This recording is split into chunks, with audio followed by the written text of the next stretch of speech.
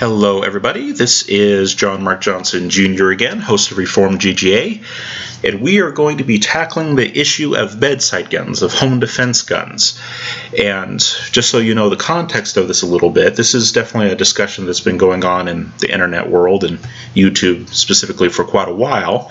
And I thought I'd throw my hand in there, but I was particularly inspired to do this video by another video that I saw on YouTube from the MrGunsNGear channel. And please forgive me, but I forget the name of the host of the MrGunsNGear channel. Some of you are going to hate me for that. But yeah, I don't remember his name at the moment, but within the past year, he made a video talking about home defense guns, talking about what I usually call bedside guns, but it's basically the same thing, same purpose of use. And I actually really liked his video. I'm doing this in response to him, but that's true, but I actually liked his video. And his overall conclusion was that in terms of the performance of the platform itself, that a rifle that shoots an intermediate cartridge like an AR-15, something like that, would probably be the best home defense gun, the best bedside gun. And I don't disagree with that in terms of the performance of the gun. But nonetheless, I would like to throw my hat into the ring and give you guys some other things to think about. And this is partially done just out of me being a nerd, but like with a lot of things that I do on the Reformed GGA channel, in fact, everything to one extent or another. Sometimes I just don't discuss it in detail. But everything on my channel is ultimately based in the very simple fact that I am a Reformed Christian. That's why it's called Reformed GGA. And so, with that in mind, I as a Reformed Christian hold to basic biblical tenets that include a large number of topics and are pervasive in terms of your worldview and how you view life. And one of those is an interest in seeing other perspectives and looking at things in different ways. Just to give you an example of this, in the Bible, which is the preeminent document for Reformed Christians, we are sola scriptura Christians, meaning that our ultimate standard is always the Bible and basically the Protestant canon of the Bible. And in a book of the Bible called Proverbs, chapter 18 and verse 17, it says this: "The one who states his case first seems right until the other comes and examines him."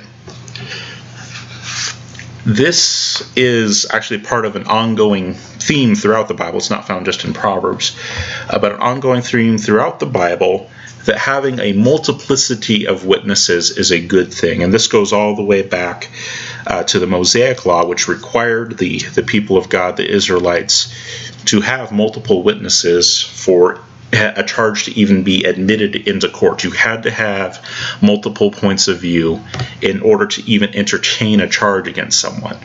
If you couldn't look at it from multiple points of view, you shouldn't be considering it. And in the book of Proverbs, it specifically applies that to the idea of a court case, and that's, when somebody presents their point of view first, and especially if they're not presenting with anyone interrupting along the way to say, what about this, what about this, their point of view, their rendition of things, whatever perspective they're trying to propagate, can sound pretty good. Until the next person gets up, it's their turn to speak, and they pretty much demolish everything that the first guy said. And that idea is just, like I said, it's pervasive throughout Reformed Christianity. You have it in the Mosaic Law, you have it being repeated, specifically in terms of witnesses testifying before a court in the book of Proverbs, but it even shows up in the New Testament. A lot of people wonder, for example, why there are 4 Gospels in the New Testament. That's what they're called. They're books that record the earthly ministry of Jesus Christ. They're called Gospels, and there are 4 of them: Matthew, Mark, Luke, and John. And people sometimes wonder why there are 4 Gospels. Well, it's because of this principle of multiple witnesses, the idea of being able to see things from different points of view. Some of the points of view are slightly different. like Matthew, Mark, and Luke, are called the synoptics. They're very similar in a lot of regards, but they're still just different enough to let you know that it is indeed a unique perspective that each one brings. And then some of the perspectives are pretty radically different in that their method of presentation, the things that they choose to focus on, the parts of Jesus' ministry that they choose to record versus the others is very different, and that gospel is the Gospel of John. And with having all of these different witnesses, we actually like that. We prefer that. Some people look at it and say, well, you have all these different eyewitness testimonies, and they don't all agree on every single aspect. Well, just because they don't agree on every single aspect and that they're not word-for-word copies of each other doesn't mean that they're wrong. And that's one of the things I want to get across in this video. I'm talking about bedside guns. I'm talking about home defense guns. And I'm going to be responding to the MrGunsNGear channel. And if I remember, I'll put a link to that specific video in the description box on this video. But that doesn't mean that I greatly disagree with him. His conclusion was that in terms of the performance of the gun itself, an intermediate caliber rifle with a high capacity magazine like an AR-15 is, in terms of the performance of the gun, probably the best bedside gun, the best home defense gun. And I actually would not disagree with that, but I want to take a look at it from a little bit different perspective. And I want to consider some other things that the MrGunsNGear channel just simply didn't take into account at the time. Not to say that he's not aware of these things or that he wouldn't reach the same conclusions given some of these things, but what I'm trying to do is kind of do what the Gospels do. Presenting testimony that comes alongside of another testimony, and it's not meant to be in opposition to it, it's in addition to. It provides further detail, it provides further depth. And so that's what we're going to be doing here. All right, so with that said, let's go ahead and take a look at what we're going to be talking about. This is a list of the contents, and you see there's quite a few things that are on the list of what we're going to be doing. First, we're going to be talking about the general parameters, but then we're going to get into specific considerations, and you'll see there's quite a few of them. In fact, there's 12 different areas of consideration here. This is going to be a fairly detailed video. And the MrGunsNGear channel, he oftentimes will try to, like I said, I forget the name of the host. I apologize for that. I really should know by now, but I don't. But he usually tries to keep his videos relatively short. Me, I kind of have a tendency of going on anyways, so I just figure I might as well embrace that and just go full tilt into it. So that is what we are going to do. We're going to go full tilt into this, and we're going to consider 12 different areas. And I want to point out that these are not the only areas that you consider, and these are not going to be equally applicable to every person that is out there. So in your particular case, in your particular situation, you might find yourself deleting entire columns that I'll have in my chart when I'm done. They just might not be applicable to you, and you might have to put in columns of your own if you want to do your own little evaluation. So on and so forth. I'm not saying that this is the meet-all, end-all, but I'm saying that I'm going to take the time to talk about some of these things in a little bit more detail than the MrGunsNGear channel got to, just simply because of the length of his video versus the length of mine. I'm going to have more time to discuss more things, so I'm going to go ahead and discuss more things. It doesn't mean that I disagree with his general conclusion that as far as the performance of the gun itself is concerned, rifles are best. But I want to consider other aspects, and especially other aspects that specifically have to do with the operator of the gun, not so much the gun itself. And that's why I include things like functional accuracy. Not the mechanical accuracy of the gun, but functional accuracy. Simplicity of maintenance. Pretty much every gun can be maintained, but for the end user, and especially depending on the skill level of the end user and the interest of the end user, that's not necessarily going to work out the same, so on and so forth. So some of these are very much so user-specific considerations. All right, but still, a lot of them. Let's go and talk about those parameters in a little bit more detail. So first of all,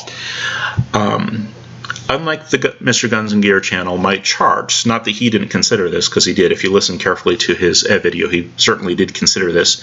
He just didn't put this consideration into the chart so much. But for my chart, I'm going to be considering it from the perspective of the non-avid shooter. And by a non-avid shooter, what do I mean? Well, I mean people that are probably not like you or me. If you're listening to this, it's probably because you like guns to a certain extent. Either that or you just love the sound of my voice, one or the other. But you probably love guns. And you probably go shooting fairly often. Probably 4 or more times a year at the very least. I would define a non-avid shooter as not being like you or me.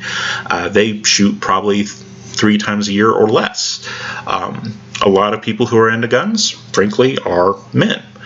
This is not to say that women are not interested in guns, but the ones that typically get the most excited about it and the ones who nerd out about the most and geek out about the most are usually guys.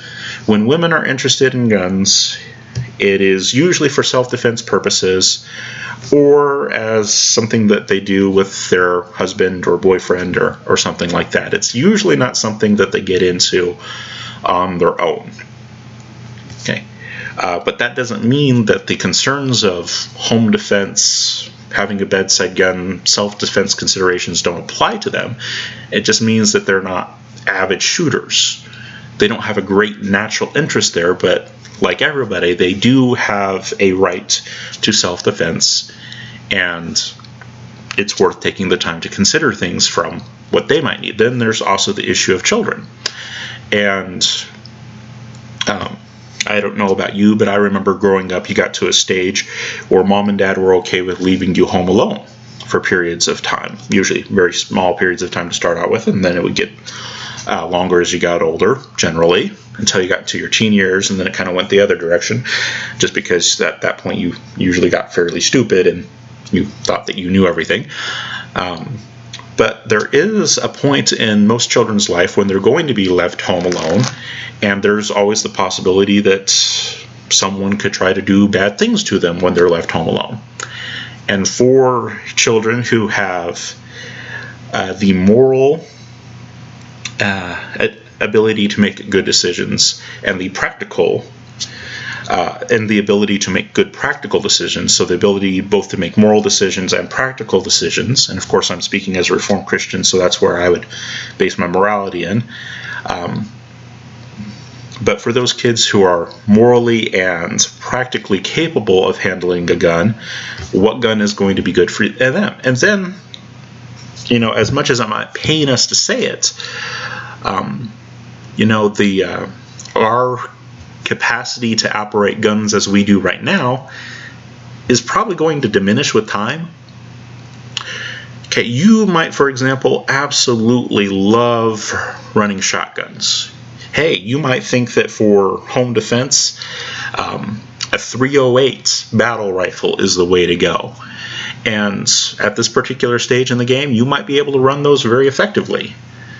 But when you're 75 years old and osteoporosis sets in and you've got arthritis and everything aches and hurts, are you going to want to be out there shooting 308s and shotguns?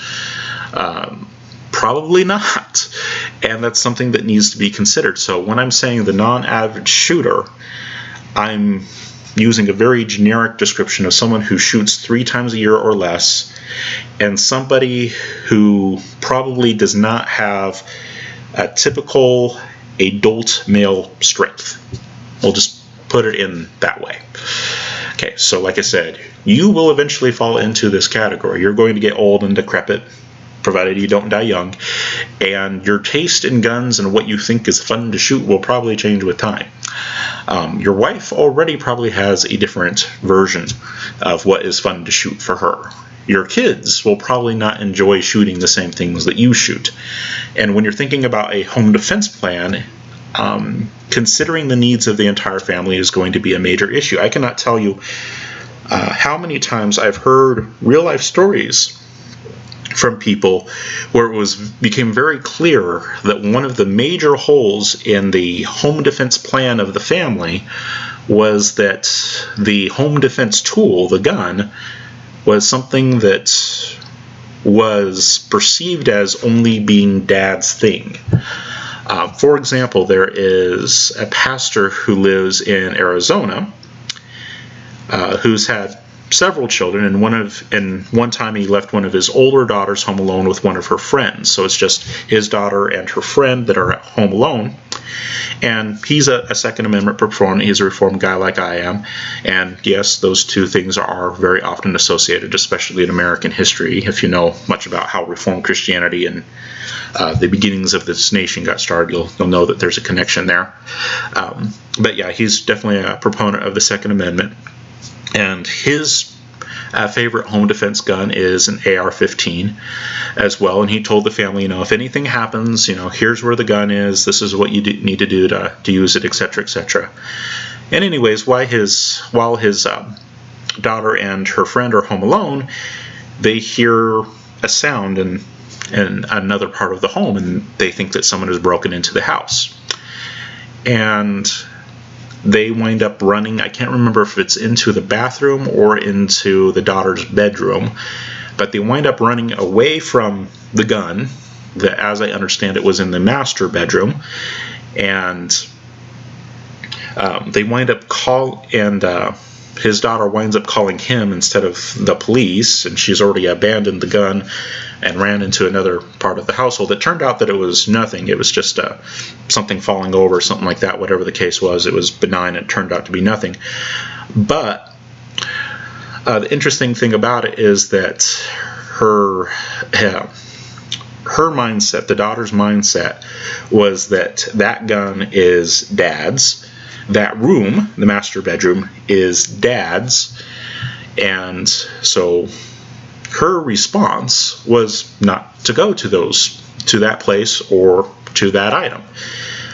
For a lot of home defense plans that would involve children that are both morally and practically capable of handling that kind of responsibility, you need to kind of distance yourself from whatever your home defense gun is, and perhaps give every member in the family a home defense gun that is suited to their particular needs. But of course, not everyone can afford that, so sometimes you have just one gun.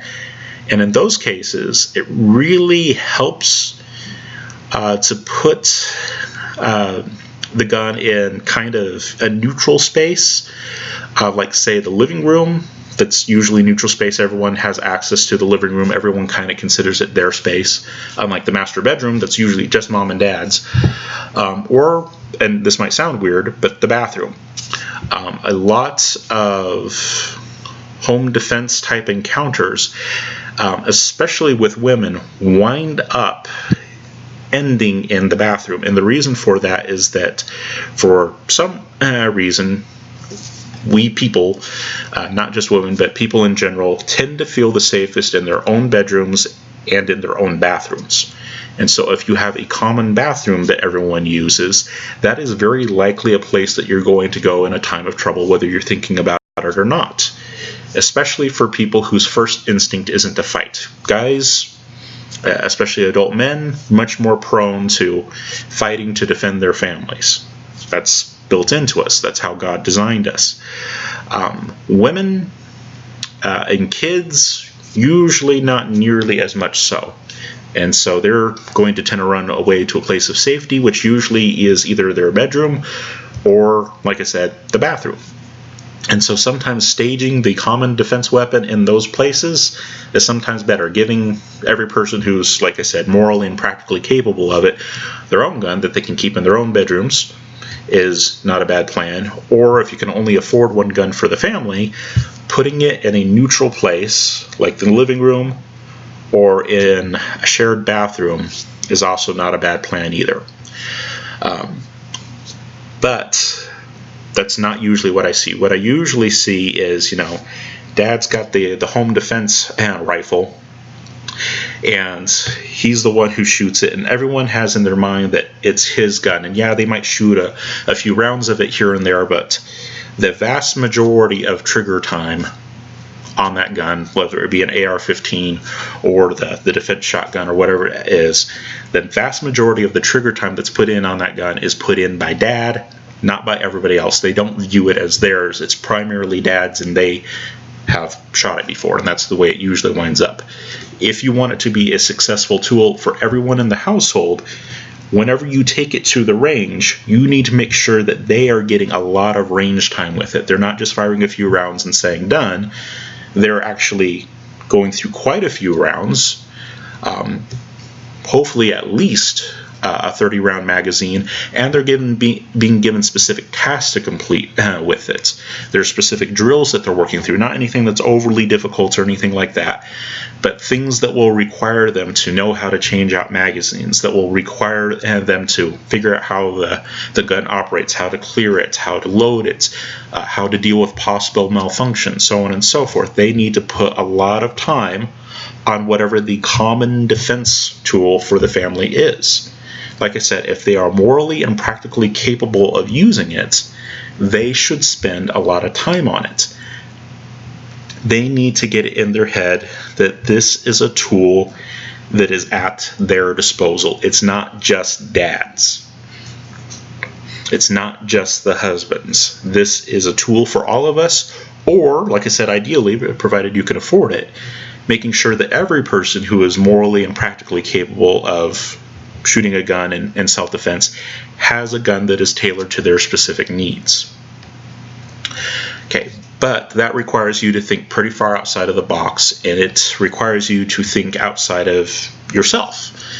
Okay, most of the people who watch gun channels like this, like I said, are usually men, and usually men that are relatively fit, so at least fit enough to go to the gun range and enjoy it, and usually enjoy it much more than their other family members do. But when you're thinking of a home defense plan, your plan needs to include everybody who could both have the need and also the appropriate wherewithal to use a self-defense weapon. And that's what I see lacking in a lot of people's self-defense plans. Like the MrGunsNGear channel pointed out. He pointed out that, for women and kids, their response to guns is definitely going to be different, and I don't disagree with him on that. And yes, mechanically speaking, intermediate caliber rifles like AR-15s that have high capacity magazines really can make a lot of sense. But when you take and you start considering all these other people that might need to use it as well, and even yourself when you're older, then it's not maybe such a great option anymore, and we're going to get into that. So first of all, when I come to the chart, I'm not going to be talking simply about the mechanical performance of the gun. I'm going to focus a lot on how it's going to interface with non-avid shooters.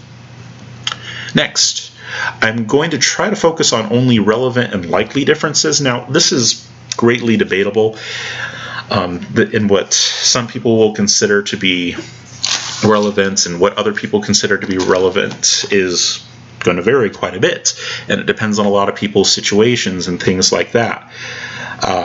And so I'm not saying that this is necessarily absolute, but there are definitely some things that I'm not really going to consider at all. For example, I would consider it to be relatively irrelevant to look at mechanical reliability, not necessarily all aspects of reliability, but mechanical reliability. For example, I don't consider it to be a major issue in the home defense role, and the reason why is that out of all the gun categories that we're going to be looking at, and we're going to be looking at quite a few,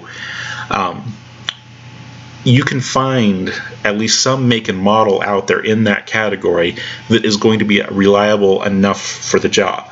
There's a lot of guns out there in all of these categories that can get through 1,000 to 2,000 rounds without a single malfunction. That's their malfunction rate. It's somewhere between 1 in 1,000 and 1 in 2,000. And for most non-avid shooters, that's enough. Just as an example, let's consider my mother. She's actually getting into higher capacity guns a little bit more now, but for the longest time, she has used revolvers, and whenever she does not shoot her revolvers, the revolvers that she's had very much at all. She's definitely in that 3 times a year or less category, at least most of the time. There's a few years here and there that sometimes will be higher, but most of the time, 3 times a year or fewer, and she uses a revolver, and she uses usually a 5 or a 6 shot revolver, and when she goes shooting, she'll usually only put 2 cylinders worth of rounds in it, so that's like 5 to 12 rounds. And like I said, she only goes shooting like 3 times a year at max most of the time. And so you're talking about 30 to 36 rounds a year. Not even a full box of rounds in a year for how much she shoots, at least personally. Now, she lets other people use her gun and those kinds of things, and that's typically at family outings. We all shoot each other's guns and have fun with it, that kind of thing. It's a great time that way. But as far as her spending time with her gun, it's usually only 10 or 12 rounds at a time. And in the entire year, it's usually less than a full box at a time. And so if you consider, a 5-shot revolver only shooting 30 rounds a year, and then considering, over, let's say, a 50-year time span, that still does not amount to very much at all. That's like, what, 1,500 rounds total? And if you get a decent quality gun in pretty much any category that we're going to be talking about, like I said, a lot of them you can find that are at least mechanically reliable enough to have a failure rate as low as 1 in 1,000 or 1 in 2,000. For someone who might only fire 1,500 rounds in the entire lifetime of the gun that they have, for the time that they have it, that's more than enough reliability to do what needs to be done. So mechanical reliability isn't really going to be a big issue. Now, functional reliability, as far as how a person interfaces with the gun and what can or cannot happen there, could certainly be relevant. But mechanical reliability, as long as you buy a decent quality gun to begin with, it's going to be sufficiently reliable for the number of rounds that most people are going to wind up putting through it as far as non-avid shooters are concerned. Like I said, a lot of non-avid shooters, over the entire lifetime of the gun, or even over their entire lifetime, will sometimes not put any more than 1,000, sometimes 2,000 rounds to the gun. That's all that the gun will ever see. And you don't need a super uber reliable gun if that's all that you're going to ask it to do, and as long as it can get to 1,000, 2,000 rounds without any significant malfunctions, it's good enough for most people. So I don't consider that a big thing. Also, the SAWC here, that stands for size and weight constraints. Since we're talking about a bedside gun, a home defense gun, we're not going to be concerned with whether or not you can conceal it on your person, so size isn't that huge of an issue. It can be a little bit of an issue trying to move through a house with it, but it doesn't have to be concealable. It doesn't have to be super small. And then also weight constraints are not going to be a huge thing. As long as you can actually carry it in the home for long enough to take care of an intruder, that's good enough. It's not like you're taking it hunting and you're going to be in the backcountry for 2 weeks with it, lugging it around. It's not like a travel gun. Now, I do have a bedside travel guns, but I kind of consider that to be a separate category. For a normal, it stays at home kind of home defense gun, size and weight constraints are not just going to be all that relevant. And then there's also constraints that are not overly likely to come into play. The BDC stands for barrier defeating capability. And barrier defeating capability is something that, say, police officers might have to deal with, like shooting through car windshields and car doors and stuff like that. Police deal with those kinds of situations fairly often where they're at a traffic stop, and if the traffic stop goes wrong, they're going to have to get through that barrier. And then there are also a few situations that have been known out there where citizen-involved shootings have involved people who were wearing body armor. However, those cases are extremely rare. I'm not saying that you can't consider it at all, and it's not worth considering, but they are so rare and usually so isolated that in our particular area that we're looking at, in home defense, it's not really likely to come into play. When you see bad guys wearing body armor, it's usually not in a normal home invasion kind of situation. It's usually either like at the scene of a public shooting. For example, there was a case a while back where somebody perpetrated a mass shooting inside of a theater, and that particular person didn't want to die that day, and so they wore body armor just in case someone in the theater happened to be armed and shot back at him. But he wore body armor so that he could get out alive. And that would be something that would be relevant to everyday carry situation, but that wasn't a home invasion. Now, there was a home invasion that I'm aware of that did involve one person wearing body armor, but it turns out that that particular situation was also gang-related. And so it would seem from the data available to us right now, and that I've seen, that body armor on bad guys tends to be an issue either when you're out and about, or if you're in an area that perhaps has a lot of gang activity. If you are not in either of those situations, and if you're at home, you're not out and about, and hopefully your home is not in an area with a lot of gang activity. Sometimes you can't help that, but most people would hopefully have the good sense to leave if they can. And so for most people, that's just not going to be that big of a thing. And then what does the SC stand for? I can't remember. I put this in PowerPoint together kind of over the course of quite a few days, and I can't remember what the SC is supposed to stand for. That's going to bug me. All right. And then another parameter, I guess you could say, is that we're only going to consider common defensive calibers and platforms. There are so many guns out there that you could consider in so many different configurations that if we were to try to consider everything, first of all, it'd be long, and this video is going to be long anyways. But also trying to synthesize the data into something that'd be useful is just not going to happen. There's just going to be too much there. So for simplicity, we're going to restrict it down to things that are fairly common.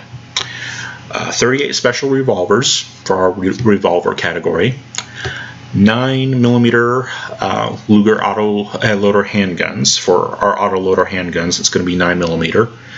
And I'm just doing this because these are the most common in that category. The most common revolver that somebody buys is usually a 38 special. Most common autoloader that someone owns is usually a 9mm. For shotguns, 12 gauge is the shotgun that is most common. Now, does that mean that shotgun would necessarily, that a 12 gauge shotgun is maybe the best choice for everyone? No, not necessarily. But it is certainly the most common, and so we're going to look at that first. If you decide to pick something that isn't as common, it could change our results here. And so I want to make that known. If you decide to downgrade to like a 20 gauge or maybe even a 28 gauge shotgun, the usability for other people in the household is definitely going to go up, because 12 gauge can be pretty punishing. But the converse can also be true. If you decide to, all that you have available to you is your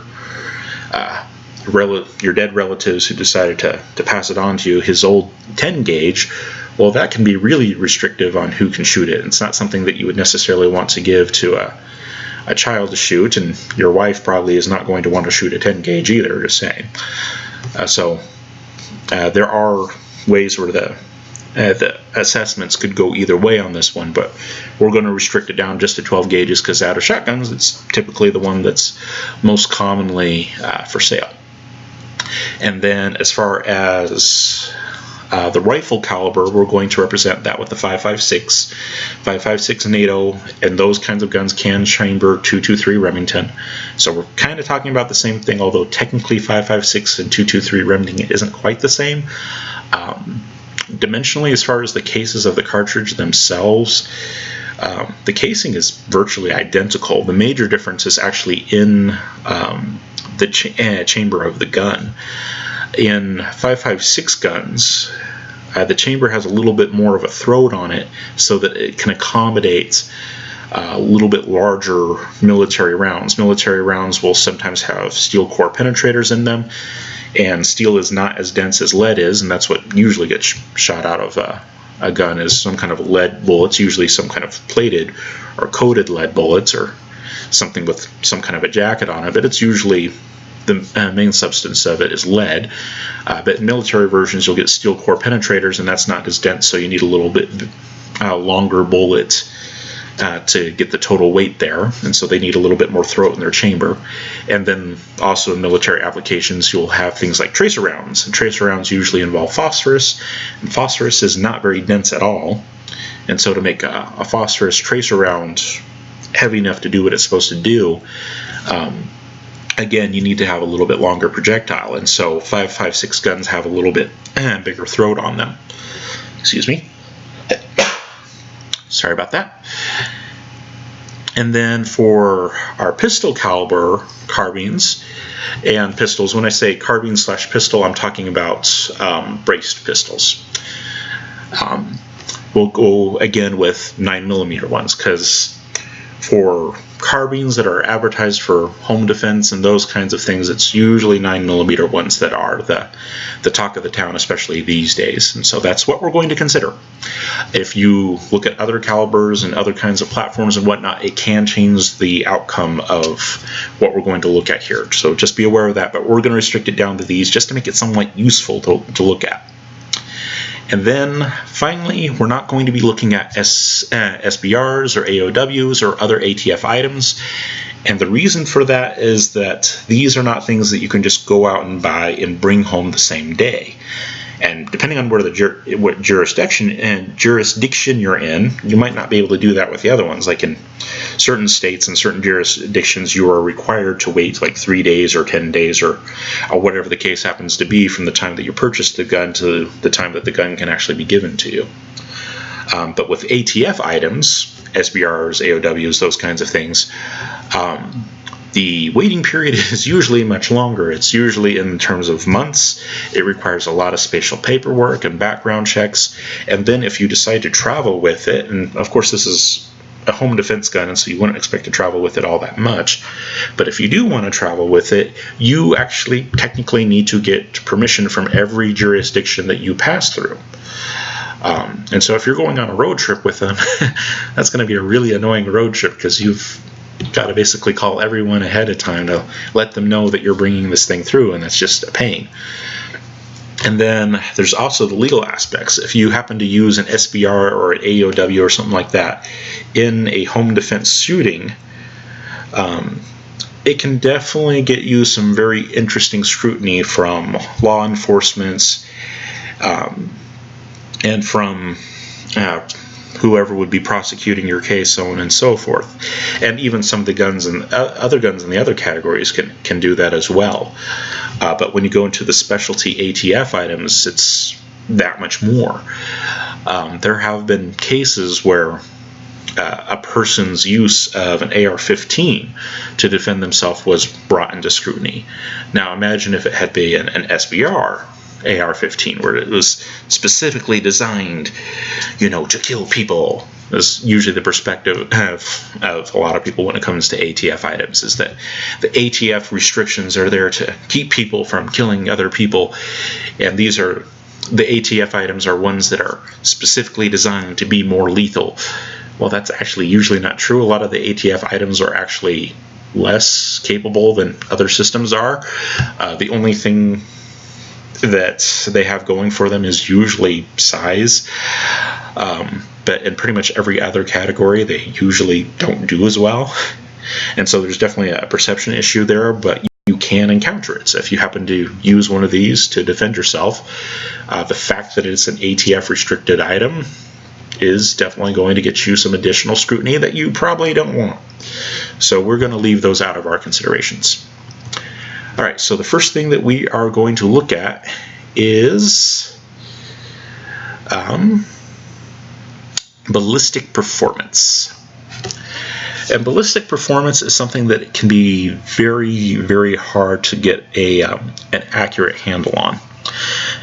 And when I looked at doing this, I wanted to give much more concrete answers than the Mr. Guns and Gear channel video did. In the Mr. Guns and Gear channel video, he basically just went through and he ranked the categories that he was considering 1 through 4.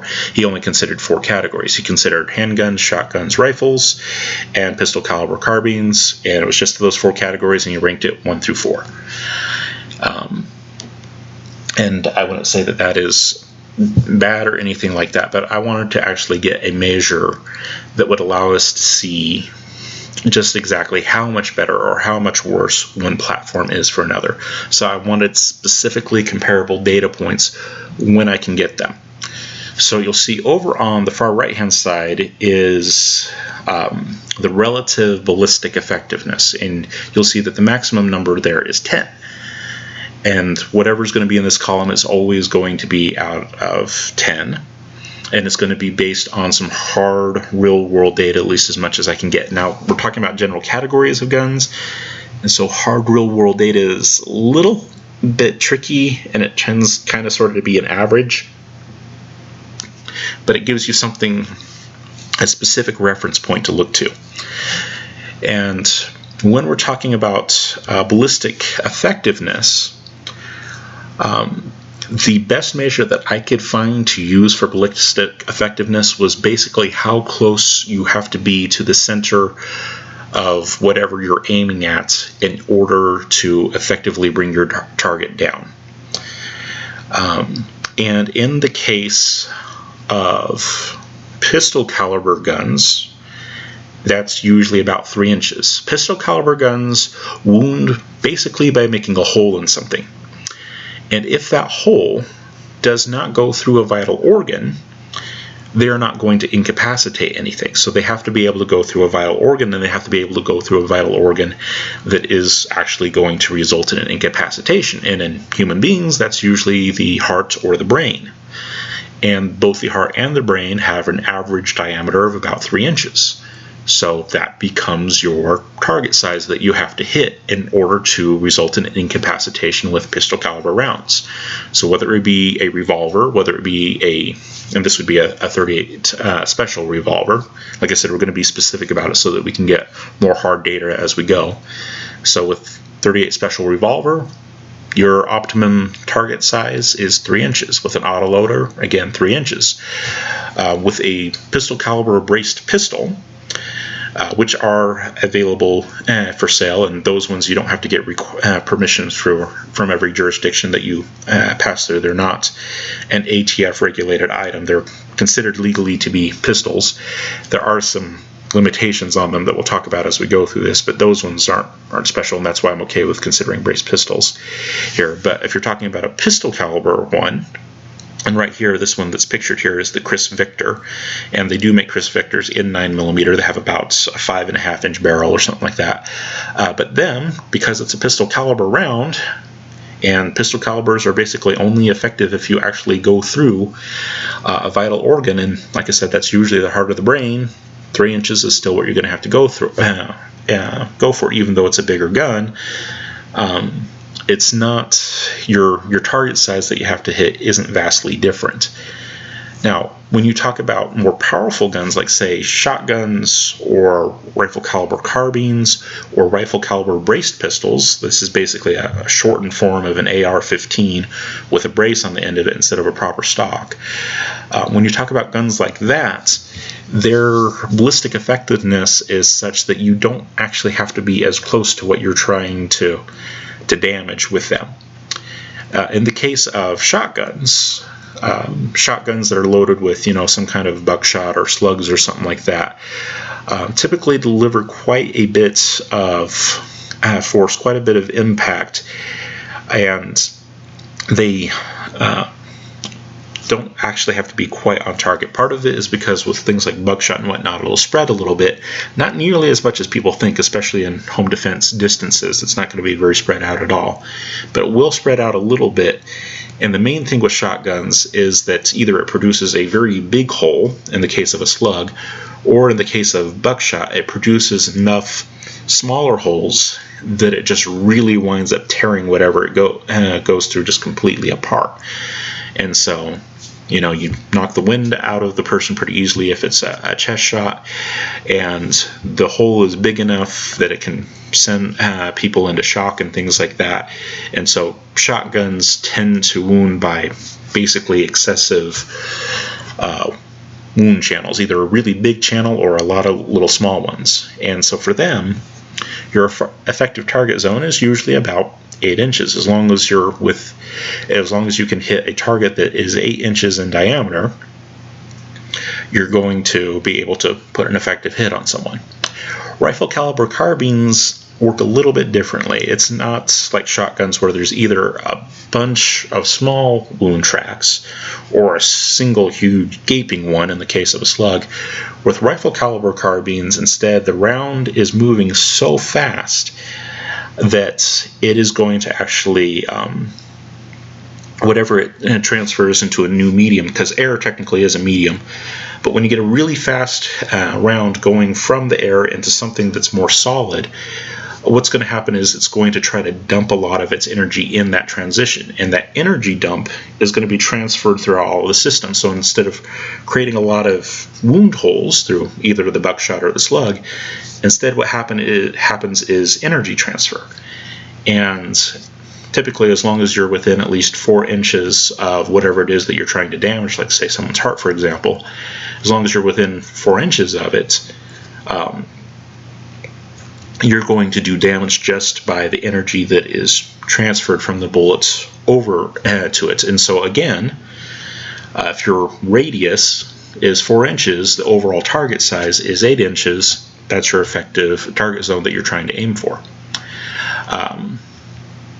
And then a very similar case would be with rifle caliber braced pistols. And here is where one thing does need to be pointed out, that rifle caliber braced pistols sometimes have a smaller effective target zone than 8 inches. If you keep the barrel length fairly long, like say 10 inches and above, and it will vary a little bit depending on the specific ammo that you use, but usually about 10 inches and above for home defense distances is what you need to reliably get to that energy transfer zone, where it's actually going to, instead of just punching through, it will punch through, at least to a certain extent, but instead of just punching through, it also transmits energy to everything around it. It has to be moving fairly fast for that.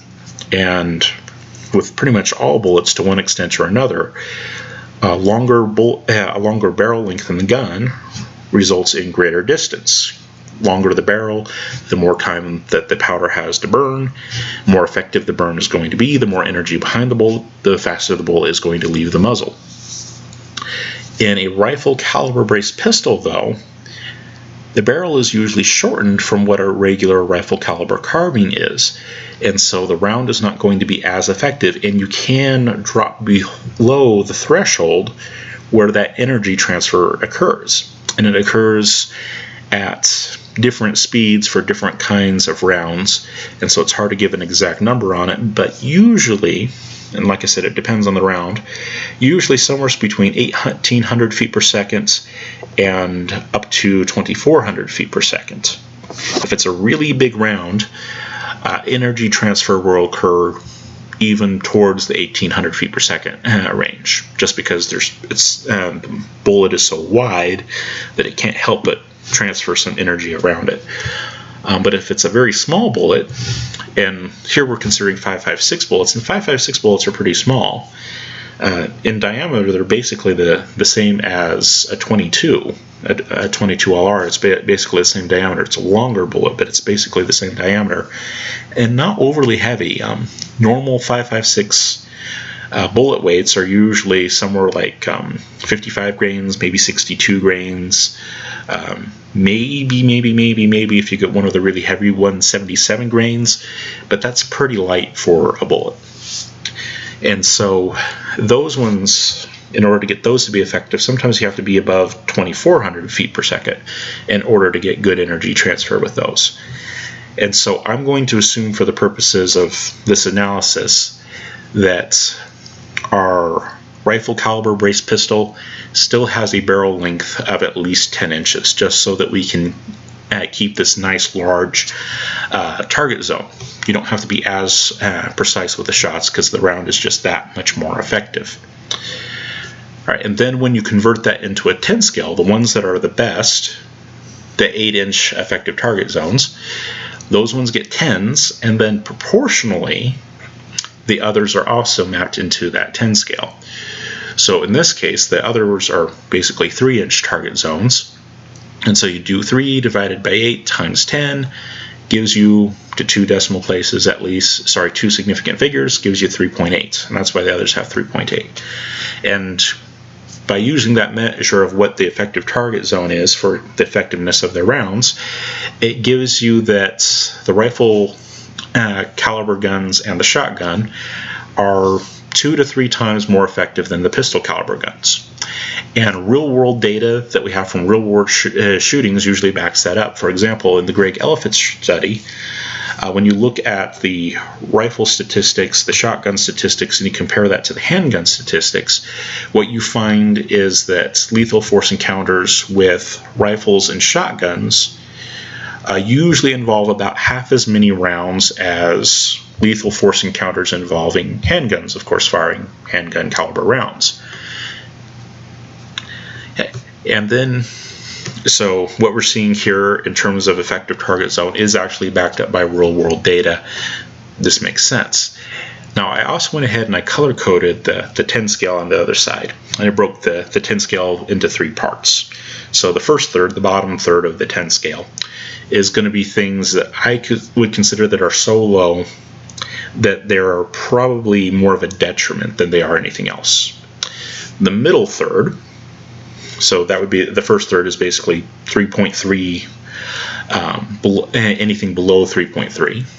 And then the middle third is 3.3 up to like 6.7, not inclusive.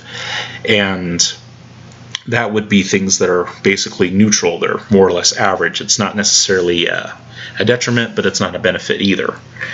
And then things that are in the top third, like 6.7 and above inclusive, those I put in green because those are better than average and probably a benefit to you. So that's what the color coding on this side means. 10 is its benefits. If there were any red, that would be a significant detriment. And then black is neutral. It's not really a great detriment, but it's definitely not a benefit either. And this is something that a lot of people would consider to be strange when you come to the rifle calibers.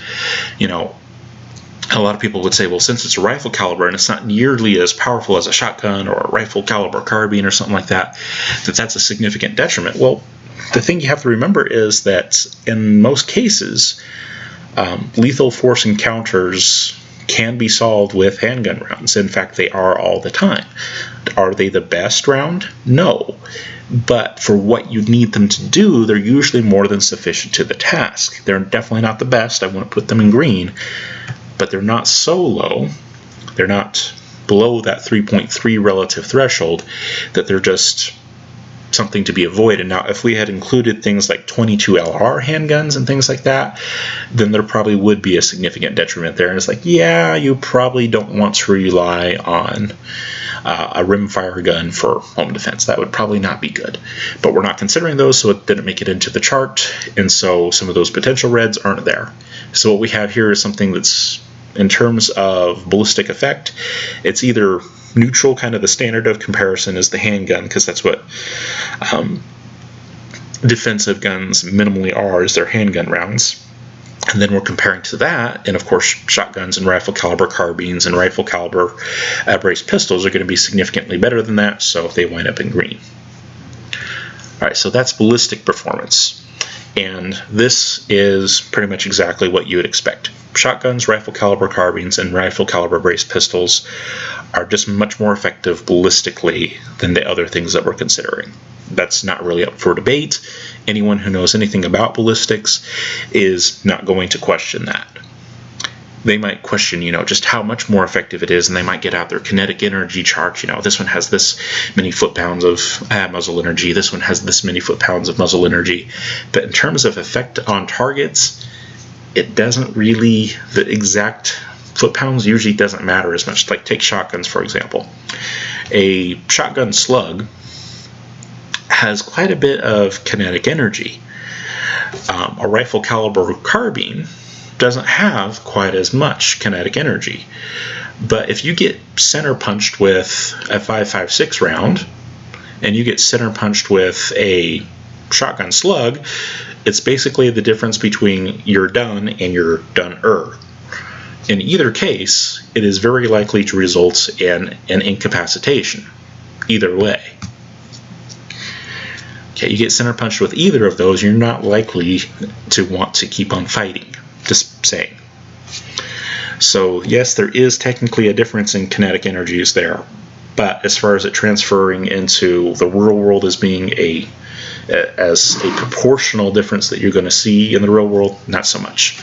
Effective target size is a much better measure in that regard.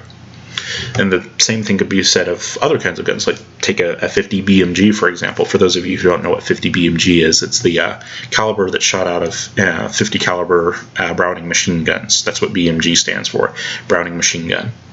So the big old huge Ma Deuce guns shoot 50 BMGs. Tons of energy. Tons of energy there. In World War II, they would put them on fighter aircraft, and fighter aircraft would go and shoot each other down with these kinds of rounds.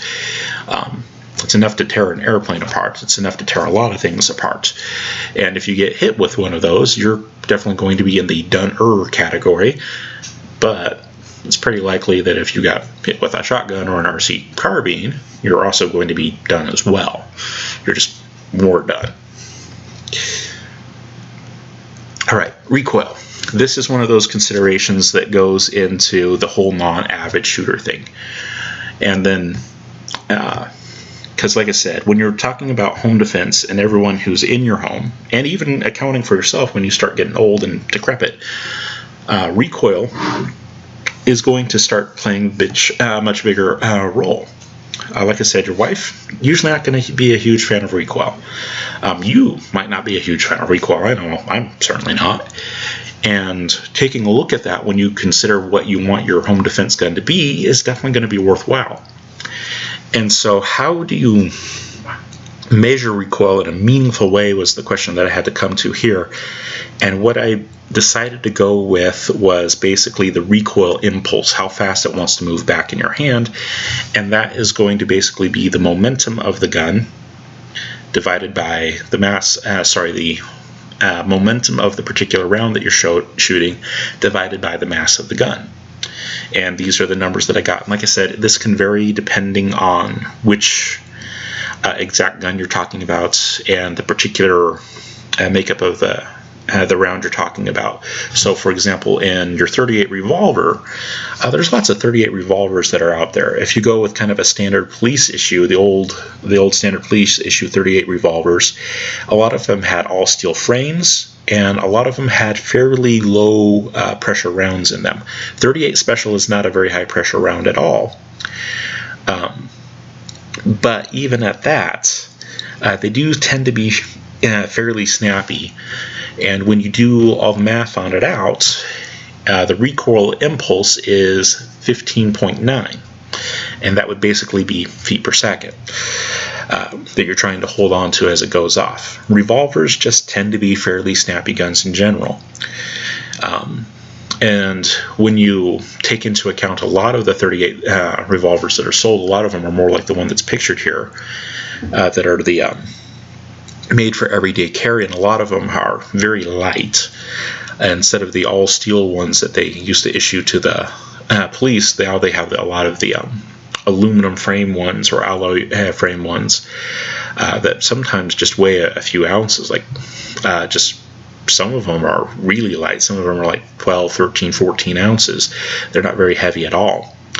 And the recoil on them can be considerably worse. And then you take on top of that, not only loading them with 38 Special ammunition, but they might, but for defensive purposes, you might load it with 38 Special plus P. And 38 Special plus P is going to kick a little bit more. And the recoil impulse on them is not overly pleasant. And personally, I do not like shooting revolvers because of that. Even fairly low power revolvers like 38 Special revolvers, for me, are a little bit snappier than I would prefer. Now, autoloaders, we're talking specifically here about 9mm autoloaders. Autoloaders usually wind up being a little bit better. And when we're talking about 9mm autoloaders, part of it has to do with the fact that the round is usually a little bit lighter than the 38 Special round. And small and fast usually does not produce as much recoil as big and heavy does. not universally true, and there are definitely limits on where that can come out. But when you do out the math on a fairly typical autoloader handgun, like something like a Glock 19 or something like that, the recoil impulse is about 14.2. So usually a little bit less than the revolver, but still fairly high. One that surprises some people, and some people it's not a surprise at all, is shotguns. Shotguns are fairly big guns, and so there is a lot of mass there to catch the momentum of the recoil. But there's also a ton of recoil. And so it turns out that with a more or less average shotgun, something like a Remington 870, something like that, that are usually fairly heavy guns, somewhere around 7 pounds, their recoil impulse is usually just as bad as a handgun, except that recoil impulse is, scaled up to the size of a shotgun round, and it can be pretty punishing. Remember, this is measuring the impulse, not necessarily the force. This is measuring the impulse and how likely it is basically to jump out of your hand, how comfortable people are going to feel that they're in control of the gun. Revolvers, autoloaders, and shotguns, all of them you'll see have a pretty high recoil impulse. They're going to feel like they want to jump out of your hand. They want to jump off of your shoulder by comparison. But when we get into things like the rifle caliber carbines, the pistol caliber carbines, the rifle caliber brace pistols, and the pistol caliber brace pistols, you'll notice a dramatic drop. We were talking about things that were like 14, 15, 16. Now they're all 3-point something. And a lot of that has to do with the fact that all of these are going to shoot relatively small bullets. And so the recoil impulse on them is just not as big. And a lot of people don't actually know this, but the recoil impulse between a rifle caliber carbine, a 5.56 carbine, and the recoil impulse on a pistol caliber carbine is actually very comparable.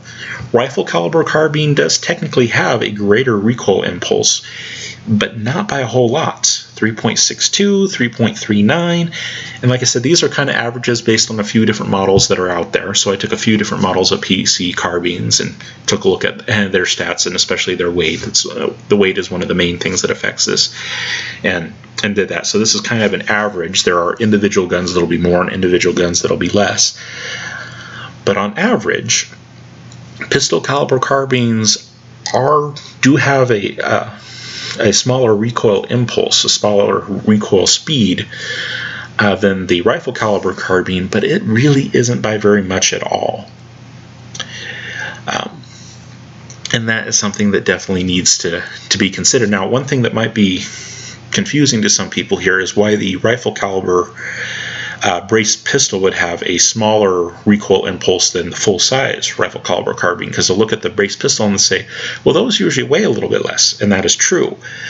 But because they have shorter barrels, the bullet is usually leaving with less momentum, so there's less momentum going back as well. It's one of Newton's laws of motion. For every action, there's an equal and opposite reaction. So if the bullet is not leaving as powerfully, then the gun is not going to move back as powerfully. And in the net results, it usually, like I said, it depends on the weight of the gun, but usually it results in the brace pistol, for a rifle caliber brace pistol, it usually results in a little bit smaller recoil impulse. And it turns out that the difference between these two categories, the revolvers, autoloaders, shotguns, and then everything else, that the difference between them is statistically significant. The very best one that we had was the pistol caliber braced pistol. And so that one is the one that gets made into the 10 on our 10 scale, and then everything else is measured according to that. So it'd be 3.07 divided by whatever the other number is times 10, and that's where you get these other numbers from. And like I said, when I color-coded the relative recoil, or the relative anything here, I put it down into bottom third is potentially detrimental, middle third is okay, not great, but okay, and then top third is, this is something you definitely want to look at. This is something that could be definitely beneficial to you. And in this case, there was no middle ground. Either you're going to be looking at a platform that is going to want to jump out of your hand, jump off of your shoulder, whatever the case happens to be, or it's not. there really was no middle ground with the ones that we were looking at here. Like I said, 9mm autoloaders, 38 special revolvers, shotguns, all of those were just absolutely terrible with regard to the actual recoil impulse. They are very snappy by comparison. All the others, it's 3 point something. And by comparison, much, much easier to control for the average shooter. And this is something that on the Mr. Guns and Gear channel was pointed out, that rifle caliber carbines actually don't have terrible recoil. Another way that you could put it, and some other people that I've looked at their stuff talking about bedside guns have discussed, another way that you could put it as pistol caliber carbines actually have more recoil than a lot of people think they do. And part of it has to do with the fact that the bullet that they fire is bigger than the 5.56 bullets. That's true. Pistol caliber carbine firing a 9mm round, a fairly average range ammo for 9mm is 115 grain. And that's about double what your range ammo for a rifle caliber carbine would be, which is usually about 55 grains. It's not moving as fast, but it is a heavier bullet. That's part of it. But also part of it is just how pistol caliber carbines operate. They're usually a blowback design, and blowback guns tend to have a lot more felt recoil. And so between a rifle caliber carbine that's gas operated and a pistol caliber carbine that's blowback operated, the recoil impulse on those is going to be a lot more similar than most people think. And like I said, on the scale, there was not a whole lot of room in between. Either it's going to want to jump out of your hand or it's going to be fairly controllable. That's what the results came to there. But there's an interesting thing that happens. There's a lot of people that would rather shoot a pistol caliber carbine over a rifle caliber carbine, even though the recoil impulses between the two is not statistically significantly different. They're basically in the same category. So why is that? Why is it, especially your wife, your girlfriend, whatever, probably doesn't want to shoot the rifle caliber carbine as much as she would a pistol caliber carbine? Why is that? Well, it's not because of the recoil. They might think that it's because of the recoil, but actually it's not. The problem is blast. Some people are blast sensitive. That is, once the round has left the barrel, or as the round is leaving the barrel, it's going to make a noise, and there is going to be a shock wave that adjoins it. And a lot of people who think that they're recoil sensitive are not actually recoil sensitive. What they are is they're blast sensitive. They're sensitive to that pressure wave that comes out of the muzzle. And so that is actually something that I'm going to consider separately to account for that difference. So these are the numbers that I got for blast, and it's basically the maximum potential kinetic energy that you have in the round versus what that platform is actually going to deliver, and that's basically how much energy you have left coming out of the barrel, basically in terms of unspent powder and things like that that's going to wind up exploding once it gets out of the muzzle. If you have a very powerful round and a very short barrel, that round is not going to be able to burn very effectively.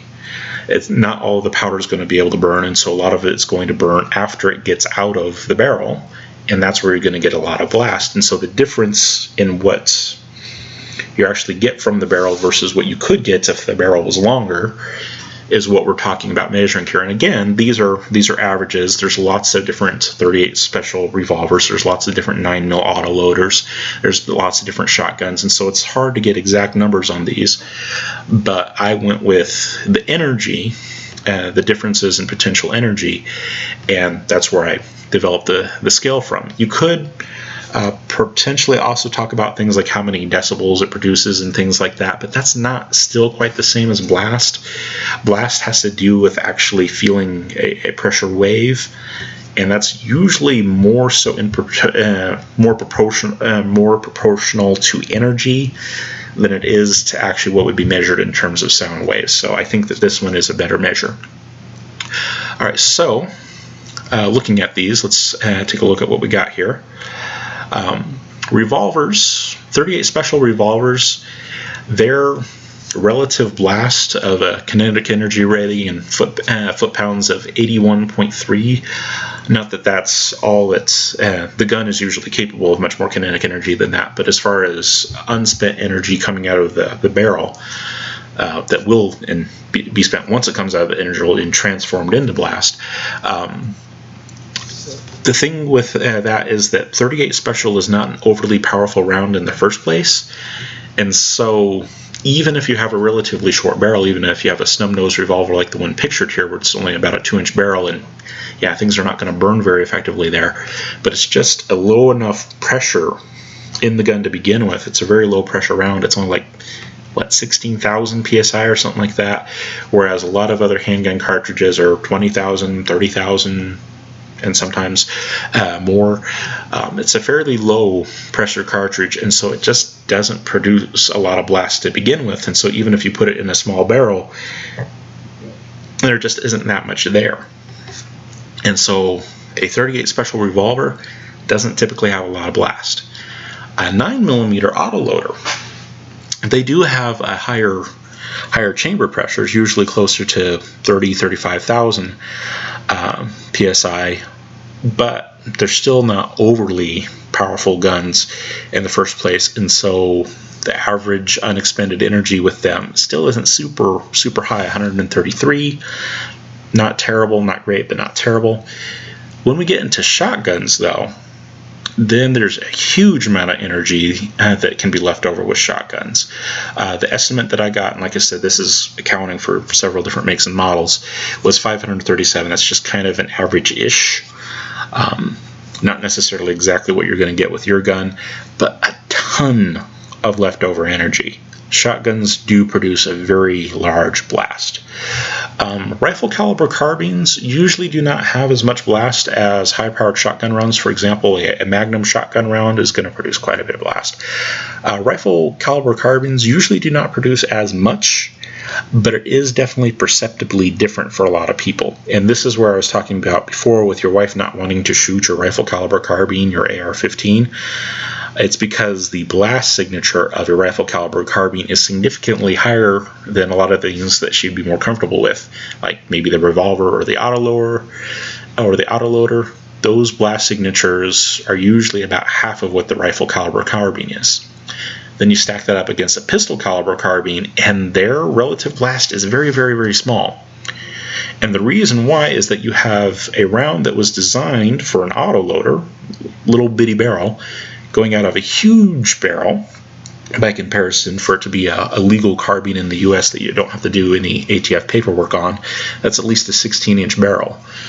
You're usually going to get a really good burn on all of the powder that is there, and so when you talk about blast with a PC carbine, it's basically just the sound of the initial explosion that's going off. You don't usually have a whole lot of extra energy coming out of the end of the barrel. It's usually just the initial blast sound that you've got to worry about.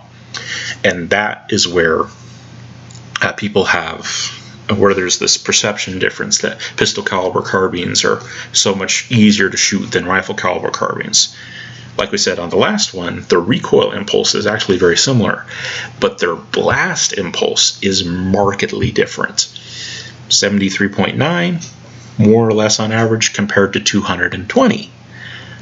That's like a threefold difference. That is huge. Okay, like I said, your wife, your girlfriend, your daughter, maybe your son, might not like shooting the rifle caliber carbine so much with that much blast.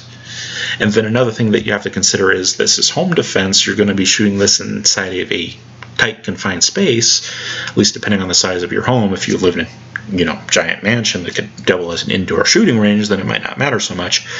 But for a lot of people, that 220 foot-pounds of unspent energy, that can be pretty problematic. 73.9, it's not going to be pleasant, but it's much more manageable.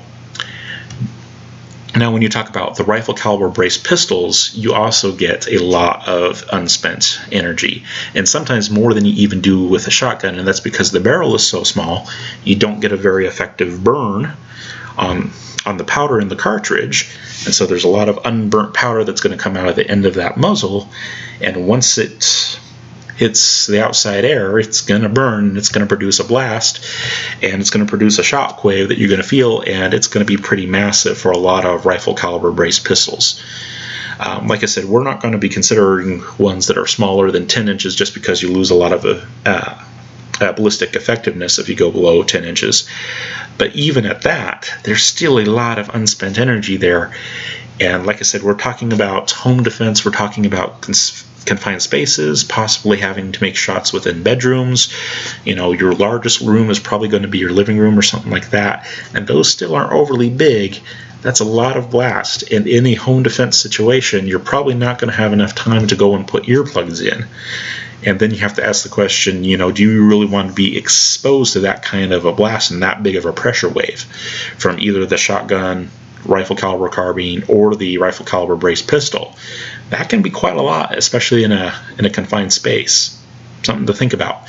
And then the pistol caliber braced pistol, kind of sort of on average, they usually do come out a little bit more than the pistol caliber carbines. They do typically have longer barrels than most autoloaders do, that's true.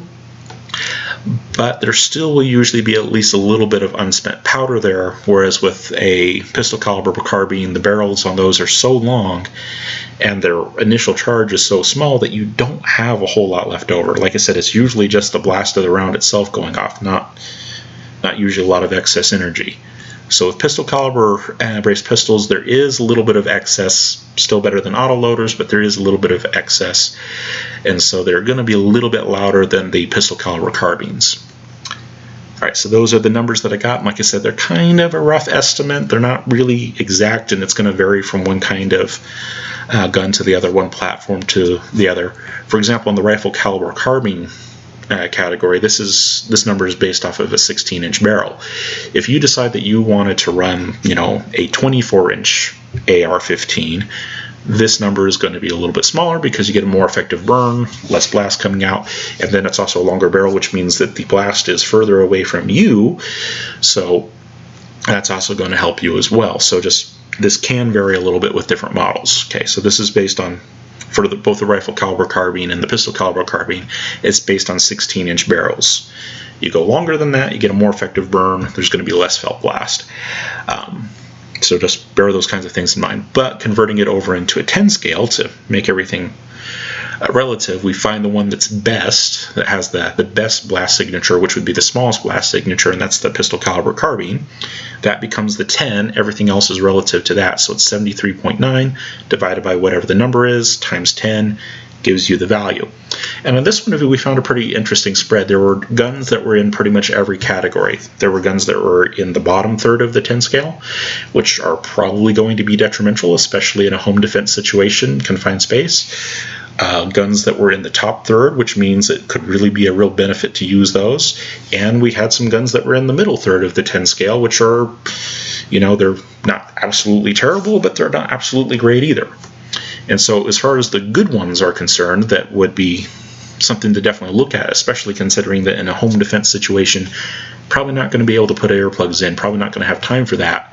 A .38 special revolver, just because it's such a low pressure round, is something you could probably manage. You wouldn't want to make a habit of it, but most people could manage the sound of a .38 special revolver going off in a room, at least better than they could a lot of the other guns.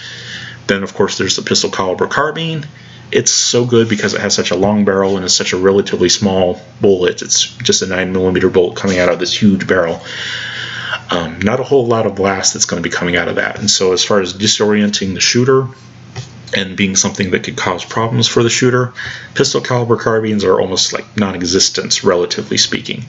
Yes, there's still going to be a blast, and yes, it is still going to be loud enough that under most situations you really would want to have earplugs in, but like I said, in the heat of the moment, probably not going to be able to do that, so it's kind of like the next best thing. And then the pistol caliber carbine, again, you're dealing with a pistol caliber, not a whole lot of energy there to begin with, so not terrible.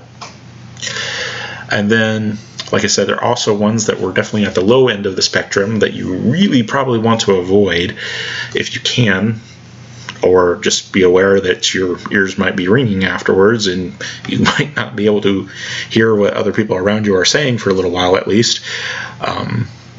possibly resulting in some hearing loss, although that usually takes a repeated exposure to a loud sound, but in the short term you can have some temporary hearing loss for sure.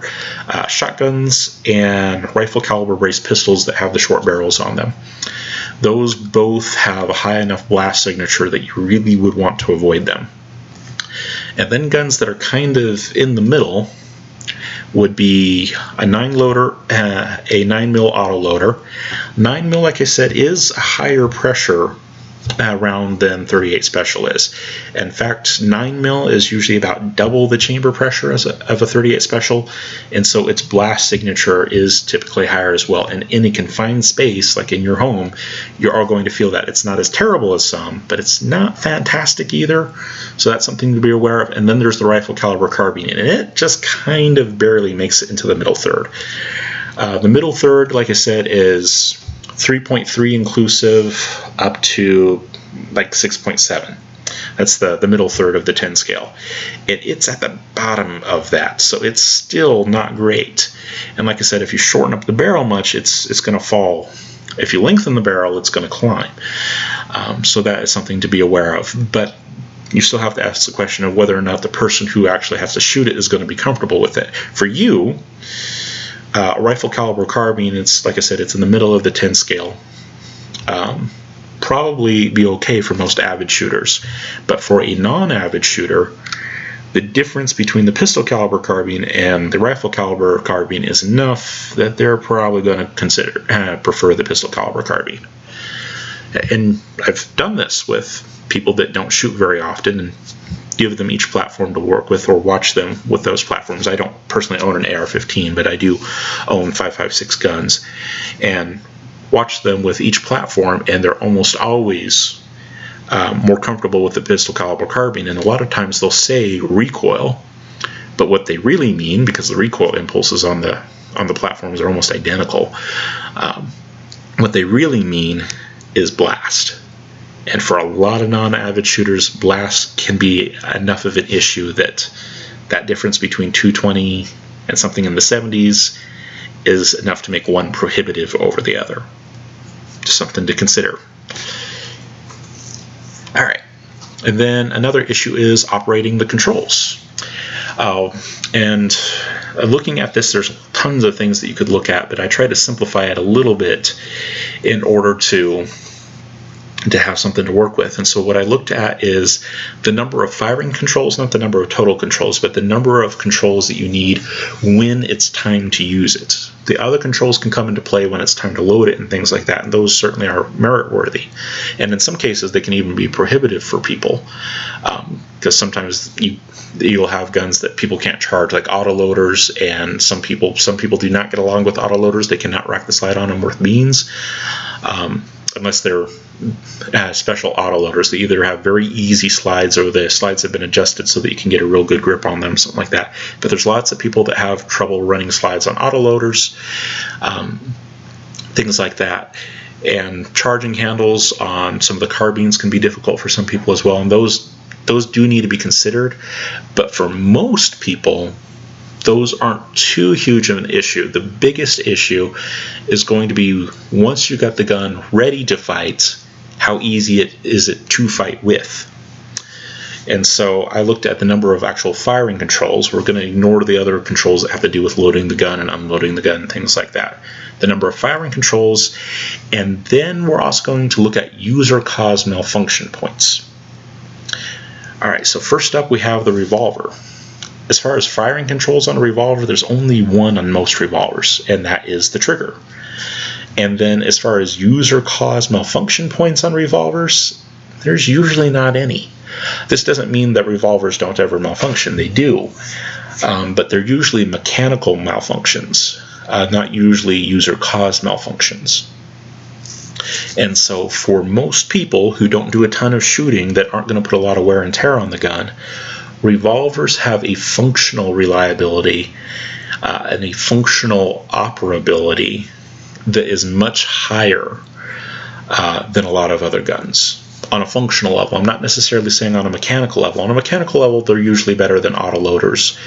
That's true, but not nearly as much as you actually see in real-world situations. Because in real-world situations, with non-avid shooters, they don't put a lot of wear and tear on them, and they're operating it under very limited circumstances, those kinds of things. There's just not a whole lot that's at play. And so in terms of ease of operation, the revolver is tops. The only thing that you really have to worry about when it comes time to shoot is pulling the trigger. And so for ease of operation, it's the best. It's a 10. Autoloaders, on the other hand, are a little bit different.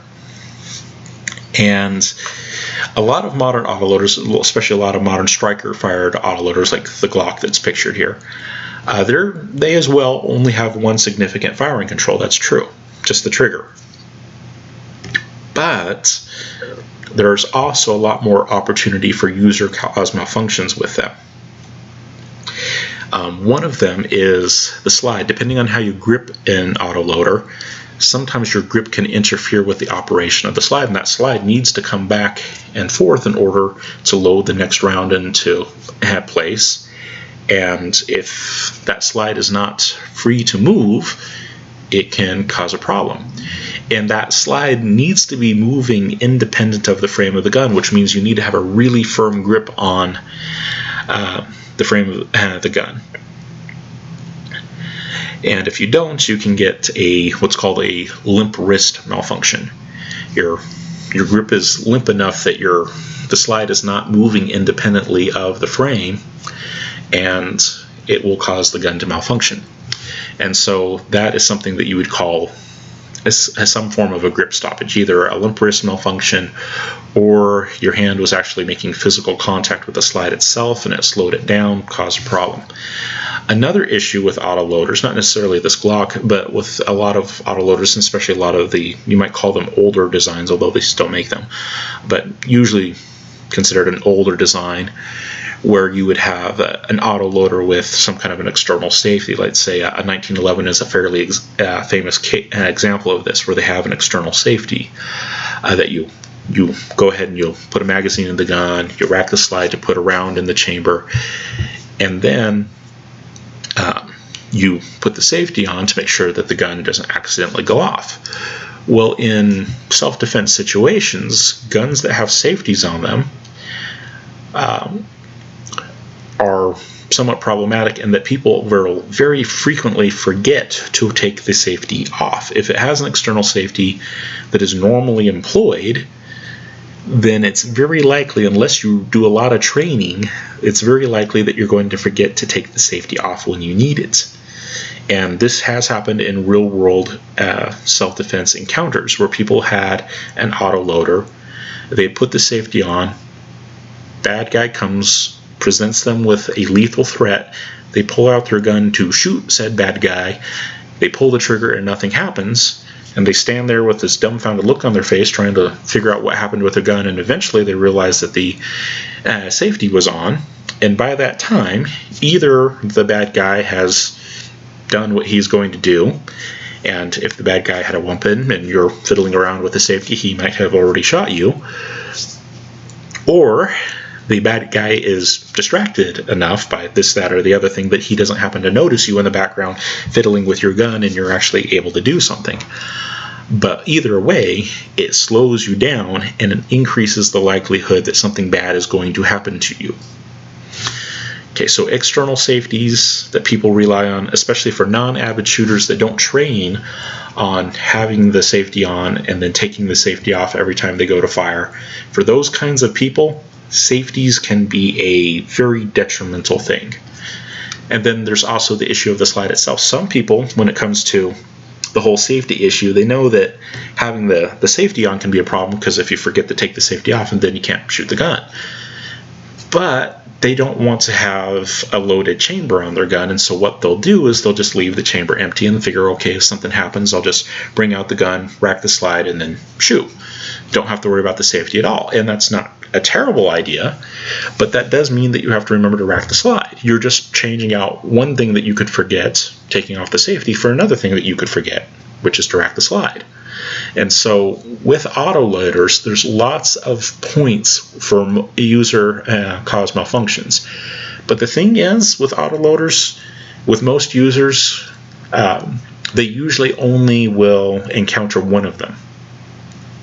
That is, if a person has an autoloader that they don't have, and that they decide to run with an empty chamber, the thing that they're likely to mess up on is racking the slide when they need to. If they decide to run the safety, the thing that they're likely to forget is to take off the safety, but usually not the slide, because they'll have already done that when they put the safety on. They'll rack the round and then they'll put the safety on. So it's usually one or the other. And then grip stoppage is something that usually shows up in isolation as well. And so for autoloaders, there's basically two things that you have to worry about in operating it. Is, of course, the trigger, and then what are you doing as far as putting the gun on target? Do you have a round chamber? Do you need do you need to run the slide or not? Is there a safety that you need to take off before you can do it? Are you holding it properly? But like I said, most people are only going to have a problem with one of those, usually not all three at the same time. And so relative ease of operation in terms of number of controls and user cause malfunction points, it's usually just two. Sometimes grip stoppage does accommodate the others as well, but it's usually not something that coincides with that. If you have an issue with the forgetting to chamber around, forgetting to operate the slide, or forgetting to take off the safety once you've operated the slide, grip stoppage is usually not going to be your chief concern. So it's, like I said, it's usually one or the other, not all three at once. So it is usually twice as likely, usually has twice as much to worry about as a revolver does. And so on the 10 scale, it's only half as easy to operate as a revolver for a lot of people. So that is worth pointing out. Shotguns. Shotguns are actually a lot more difficult to operate than most people talk about. For our analysis that we're doing here, we're talking about specifically 12 gauge pump shotguns. We're not considering break action guns. We're not considering semi-auto shotguns. We're not considering other gauges, just 12 gauge. And with 12 gauge pump shotguns, there are a lot of things that can go wrong or right when it comes to firing controls. For firing controls, a lot of pump shotguns will have a safety. They, of course, have the trigger. And then in terms of operating it, there's also the pump. You need to run the pump every single time that you want to fire a round. Those are things that you have to worry about. Now, some people, they just have the shotgun on an empty chamber, and then they just remember the pattern that it's always pump and then pull the trigger, and then they take the safety out of the equation. So it could be a little bit less. This could be, instead of a 5 here, it could be a 4 if you just decide never to employ the safety on a shotgun. You just always leave it with an empty chamber and know that when the moment happens, you just pump and then shoot. That's perfectly legitimate and works for a lot of people. I wouldn't say that it's a bad thing at all if you want to go that way, but for a lot of people, especially new shooters, they tend to make use of every control that's on the gun. And so if it has a safety, they're going to employ the safety, and that's just one more thing that you have to worry about in operating the gun. And then as far as user cause malfunction points, well, if you employ the safety, there's a possibility that you could forget to take the safety off. That's an issue. And then the pump itself is actually a much bigger point of failure than a lot of people realize that it is. When you're out at the range under fairly controlled conditions that you're controlling, your stress levels are relatively low, and operating a pump shotgun isn't too bad. But under stress, and it can be just the simple stress of maybe timing your shots of a shot timer and trying to get as many shots in 3 seconds as you can, or something like that. You put a little bit of stress on people, and with shotguns, they will have a tendency to short stroke the pump. That is, instead of bringing the pump all the way forward and all the way back, they'll bring it part of the way forward and then bring it back, or depending on how the pumper operates, back and then forward. And what happens is that the next round that you're trying to load into the chamber will be in the wrong place when you go to move the pump in the other direction, and it will cause a jam. And when you get a jam in a pump shotgun, that's pretty much almost always the end of the use of the shotgun as a shotgun. If you short stroke a pump on a shotgun and it jams, now sometimes you get lucky and it'll kind of hiccup a little bit and then it'll slide in and you're okay. But if it actually jams when you short stroke the pump, then that is a very serious malfunction, because you'll usually have two casings stuck right next to each other under some kind of tension in the mechanism. And those can be very, very, very difficult to clear. And it's not uncommon for people have to clear them with like pliers and things like that to go and yank things out of them. That is not a malfunction that you can clear in the kinds of time that you would have available to you in a home defensive situation. And like I said, stress does weird things to people. You might be able to operate a shotgun pretty well under normal conditions where you're basically in control. And you even, might go hunting with shotguns all the time and have managed that. But things can really change when you're on a two-way firing line. When somebody is shooting back, when somebody is presenting you with lethal force, it's not the same thing as hunting. Just being brutally honest about that. You can look at all the stats on things, and even people who are hunters, when they encounter lethal force encounters where someone is actually actively trying to kill them, they will make mistakes too. Even if they use these things all the time when they're hunting, when you put it in context of, being shot at, or somebody running at you with a knife, etc., things change. And what was once very easy to do and very easy to accomplish can suddenly become very difficult. Okay, you might go shooting with shotguns all the time and, shoot waterfowl with them, whatever the case may be, and you might be really good at dropping ducks with it. But ducks are not trying to kill you most of the time. In a home defense situation in which you would need to bring a shotgun to bear, it's because there's a lethal threat. That's a very different situation. You're going to be operating under stress, and when you operate under stress, you don't tend to do things right. And that includes operating a pump shotgun. And so that becomes a point of user-caused malfunction. And so for shotguns, relative especially to a revolver, lots more opportunity for user-caused malfunctions, and usually with greater severity. Like I said, if you jam a pump shotgun, okay, you short stroke the pump, it results in a jam, that's pretty much the end of using the shotgun as a shotgun. Now you might be able to turn it around and use it as a bat, but as a shotgun, it's basically going to be done for that fight. And that needs to be considered. If you want to use a shotgun for home defense, it really behooves you to train with it and train with it fairly regularly and do things in your training that stress you out. Okay, shot timers, things like that, specific drills that have to be done in specific time frames, things like that, things where you have to move with it and those kinds of things can really, really, really help. But like I said, this whole thing is with the non-avid shooter in mind. Is the non-avid shooter going to want to take a gun that has a lot of felt recoil, that has a huge muzzle blast, and has a very specific point of failure that is really nasty to clear if it occurs? Are they going to want to go out and practice with it enough times to overcome that? Are they going to want to put themselves in a position where they could actually encounter that specific malfunction that is a pain to clear? For the non-avid shooter, I would say no. They're probably not going to want to. And so in terms of ease of operation, when you take that part into account, not so good. Not so good. That doesn't mean you can't train around it, but like I said, for the non-avid shooter, are they going to want to train around it? Probably not. And then for the rest of the guns in the category, they're basically rifles or rifle platforms. And for a lot of rifles, it's very standard to rack around, put on the safety. And so those two basic controls that you have to operate to get it to fire is you have to take off the safety and then, of course, pull the trigger. And then, of course, the failure point is going to be the safety. because people will want the gun to fire and they'll be pulling the trigger and they'll forget that the safety's on.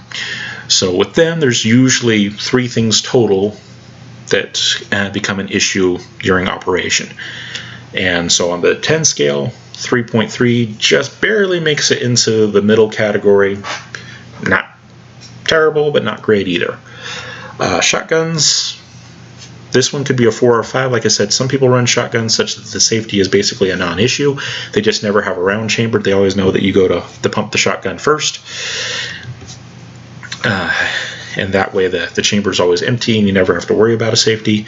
And so this would be 4 instead of 5, but that still would put you in the red because that would be a 2.5 and that's still below the 3.3, and so that would still be in the red.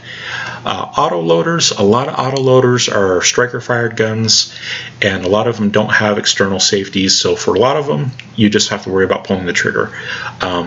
With double single action guns that aren't striker fired guns, still pulling the trigger, but there are still things that can go wrong. Forgetting to put a round in the chamber can be an issue. Holding the gun wrong and so that it induces a malfunction can be an issue.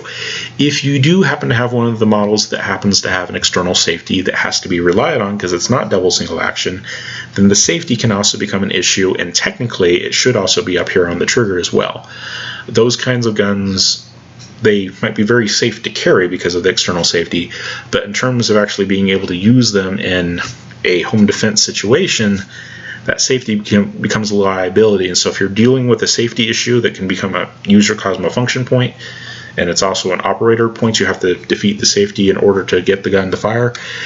This could be a 3 here, in which case it'd be 3.3, which would still not be absolutely terrible, but it can be an issue. So turns out that a lot of these guns are pretty comparable to each other in terms of operation, but there are definitely 2 that stand out as being very good and, comparatively speaking at least, very bad. Revolvers, very simple to operate, very unlikely to have a user-caused malfunction with a revolver. This doesn't mean that they're perfectly reliable, and there are some revolvers out there, especially on the lower end of the price scale, that are usually just kind of junk, and you can get some mechanical failures that way. But as long as you're buying a decent quality revolver,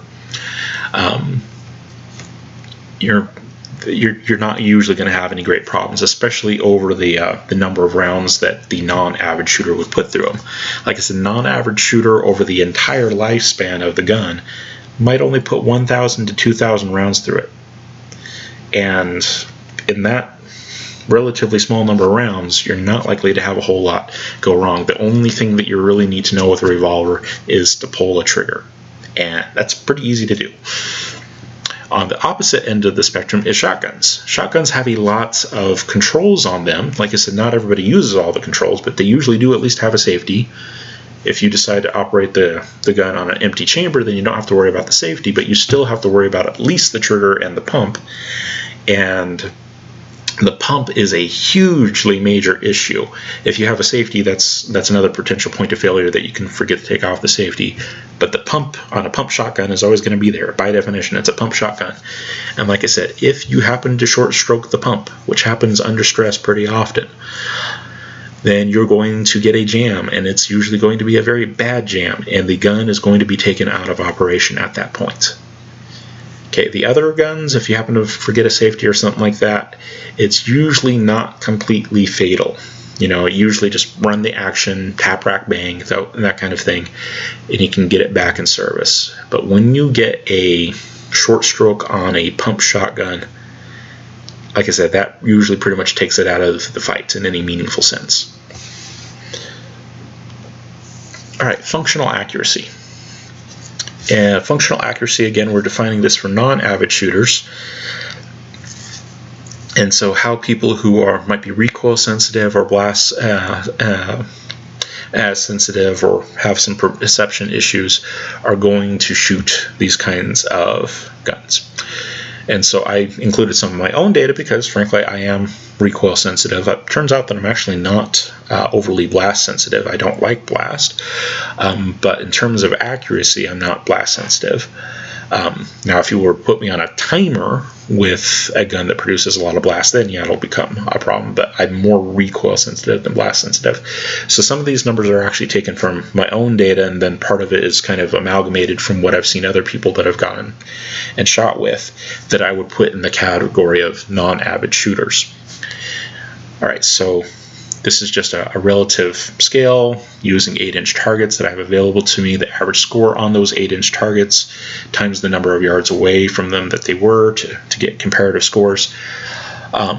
No surprise that the revolver and the autoload or handguns usually have relatively small scores, and part of that is just because a lot of times when people practice with them, they practice at relatively small distances, and so there's just not so much opportunity to actually see what the extended accuracy would be. But also a lot of people who are in the non-avid shooter category, they don't shoot very often, and so they tend to develop a flinch pretty quickly in the course of shooting when they do go shooting. And handgun operating skill is very much so a perishable skill. If you do not stay up with it, you will lose it, and you will develop a flinch, you will develop shot anticipation, and your accuracy is going to suffer. And so if you don't shoot handguns regularly, your handgun accuracy is just not going to be all that great. It might not be terrible, but it's probably not going to be great. That being said, a lot of people can shoot revolvers more accurately than they can autoloaders. And a lot of it just part of it is psychological. Autoloaders have that slide that comes back, and for non-avid shooters, the slide coming back can be kind of scary. But part of it is also mechanical. Autoloaders, a lot of them have barrels that move. Whereas revolvers, they have a fixed barrel. And so there's part of the accuracy that comes from the fact that revolvers have fixed barrels and autoloaders don't. But most of it is more so perception. That slide coming back for a non-avid shooter is a point of concern. They tend to be a little bit more scared of an autoloader than revolvers, and it shows up in their scores. Shotgun. Shotgun, functionally speaking, usually is not all that great, and the reason why is that a lot of people overestimate their accuracy with shotguns. That is, a lot of people say, well, since it's a shotgun, I don't have to really aim. Granted, the shotgun shot will spread, if you're talking about buckshot or birdshot or something like that. Slugs, of course, don't spread because there's only one. But if it's some kind of shot, whether it be buckshot or birdshot, it will spread out. That's true. But that doesn't mean you don't have to aim. And then also the sighting system on most shotguns is usually not super awesome, especially in stock configuration. It's just a little bead at the end of the barrel. And so if we're trying to do any kind of precision work with it, it can be relatively difficult. It's a good thing that they have a relatively wide effective range, because a lot of people because the sighting system on them is just absolutely terrible. But even at that, a lot of people will wind up missing with shotguns at even relatively close ranges. And you have to remember that at relatively close ranges, that shot is not going to have spread very much. The shot spreads with distance. It's not like it starts being 2 foot wide right out of the muzzle. Instead, the best shot dispersion that you can achieve with a shotgun, with a 12-gauge shotgun of normal length, is usually about 1 inch of spread per yard. That's pretty good. Which means that if you're within 5 yards of your target, your spread is only going to be about 5 inches. That's actually pretty easy to miss whatever target you're going for if you only have a 5-inch wide span that you have to hit with. So shotguns are not actually nearly as accurate as people think they are, especially at short distances. They're used to dealing with the shot that spreads out quite a bit at further distances, and even people who go hunting with them will usually go hunting with them at usually a pretty good distance, usually at least 25 yards or more. And at those distances, the shot has spread out quite a bit, and honestly, you don't have to be as accurate. But when you're talking close-in distances, it's not going to spread out as much, and you need to be a little bit more accurate. You can't rely on the spread of the shot as much. So functional accuracy with shotguns, especially in home defense type distances, not as great as a lot of people think it is. Now with practice and training, a lot of this can be overcome. But again, we're talking about non-avid shooters. Are they going to want to do that? Probably not. Rifle caliber carbines usually do have a pretty decent functional accuracy, even for non-avid shooters, but it's not usually going to be as high as with the pistol caliber carbine.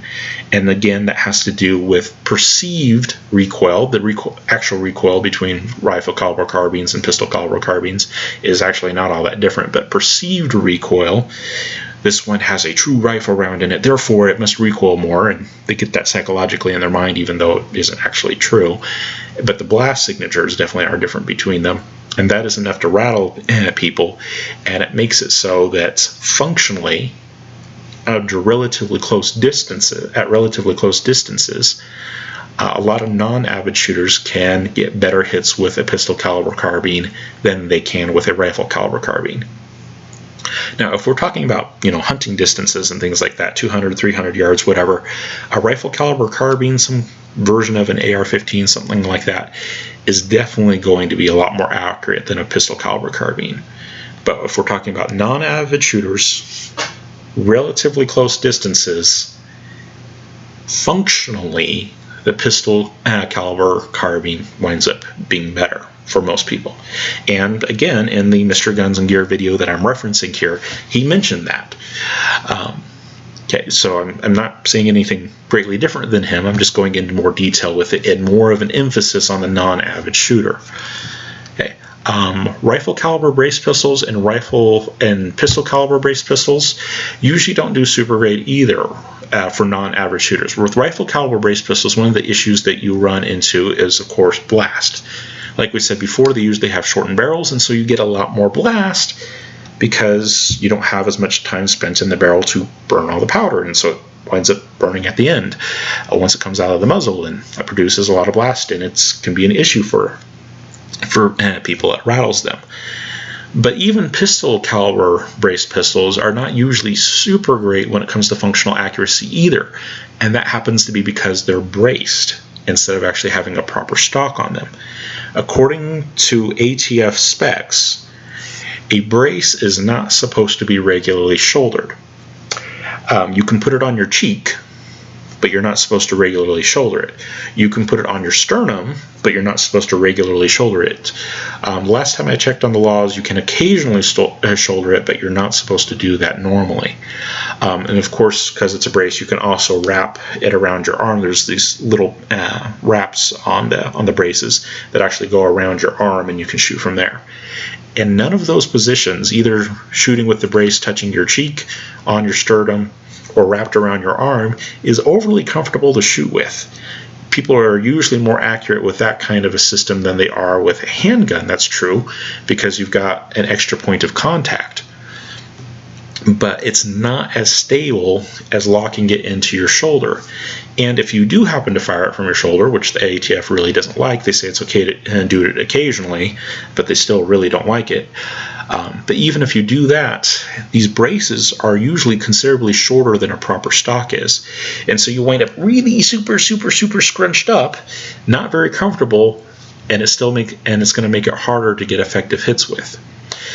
And so even though a lot of the basic controls and whatnot are very similar to their full-size counterparts, the rifle caliber carbine and the pistol caliber carbine, the fact that the brace on them is so small, and also that according to ATF regulations you're not supposed to use it in certain ways, you're supposed to regularly use it in these other ways that aren't very convenient, just makes it a much more difficult system to work with and usually not great in terms of accuracy.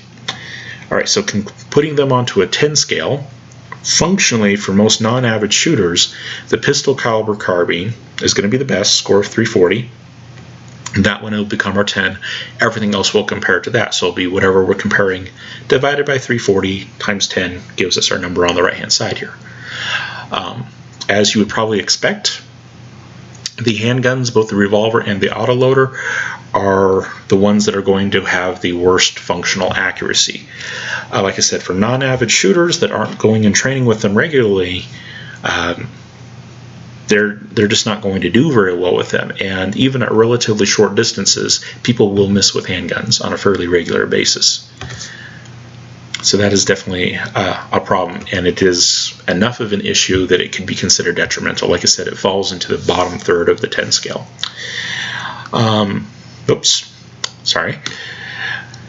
Shotguns, and then rifle caliber braced pistols and pistol caliber braced pistols are not greatly accurate, certainly not as accurate as some people think they are, but they're usually not terrible either. They're usually better than handguns, and so they fill in kind of the middle end of the spectrum. Not terrible, but not great.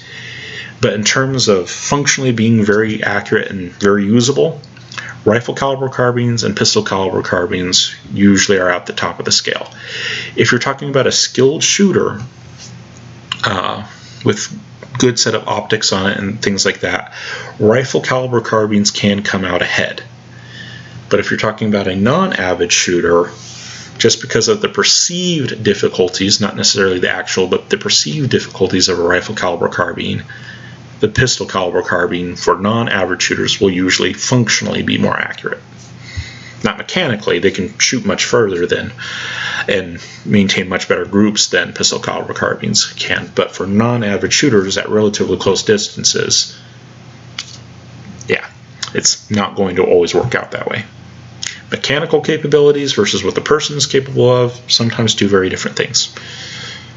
All right, and then another concern, because you're dealing with this in a home defense situation, is over-penetration risk. Over-penetration can be thought of in two ways. One way is that you hit the intended target, you hit the bad guy, and the round continues to go through the bad guy and into something perhaps that you don't want it to. The other option is that you happen to miss the bad guy, and it goes into a wall, and then who knows what happens after it goes into the wall. Is there a person that happens to be standing behind that wall, perhaps a member of your family, that you didn't mean to shoot that now you did shoot? Does it go through the wall and outside of the home and perhaps into somebody else's home, and you wind up shooting someone who's completely unrelated to the incident?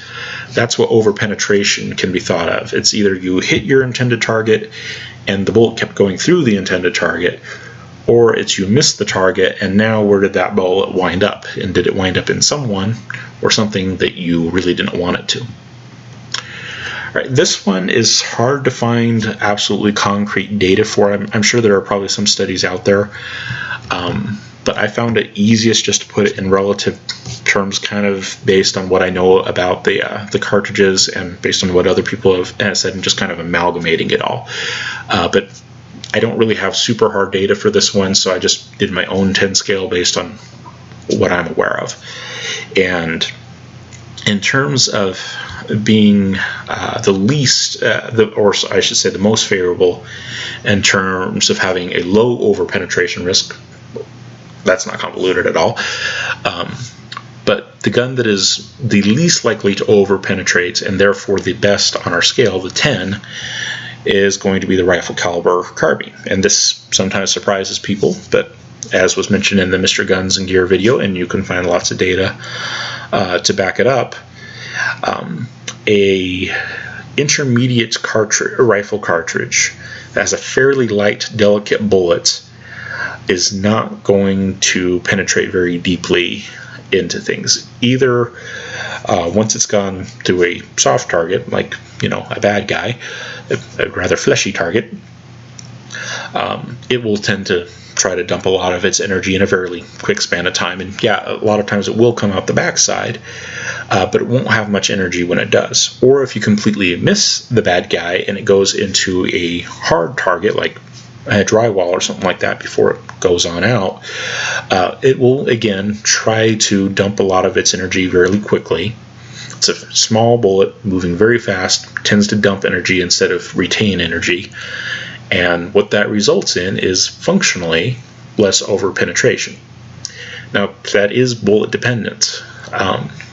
If you have a heavier bullet and that's been bonded in some way, that's been made to be super sturdy, or if it's a monolithic bullet,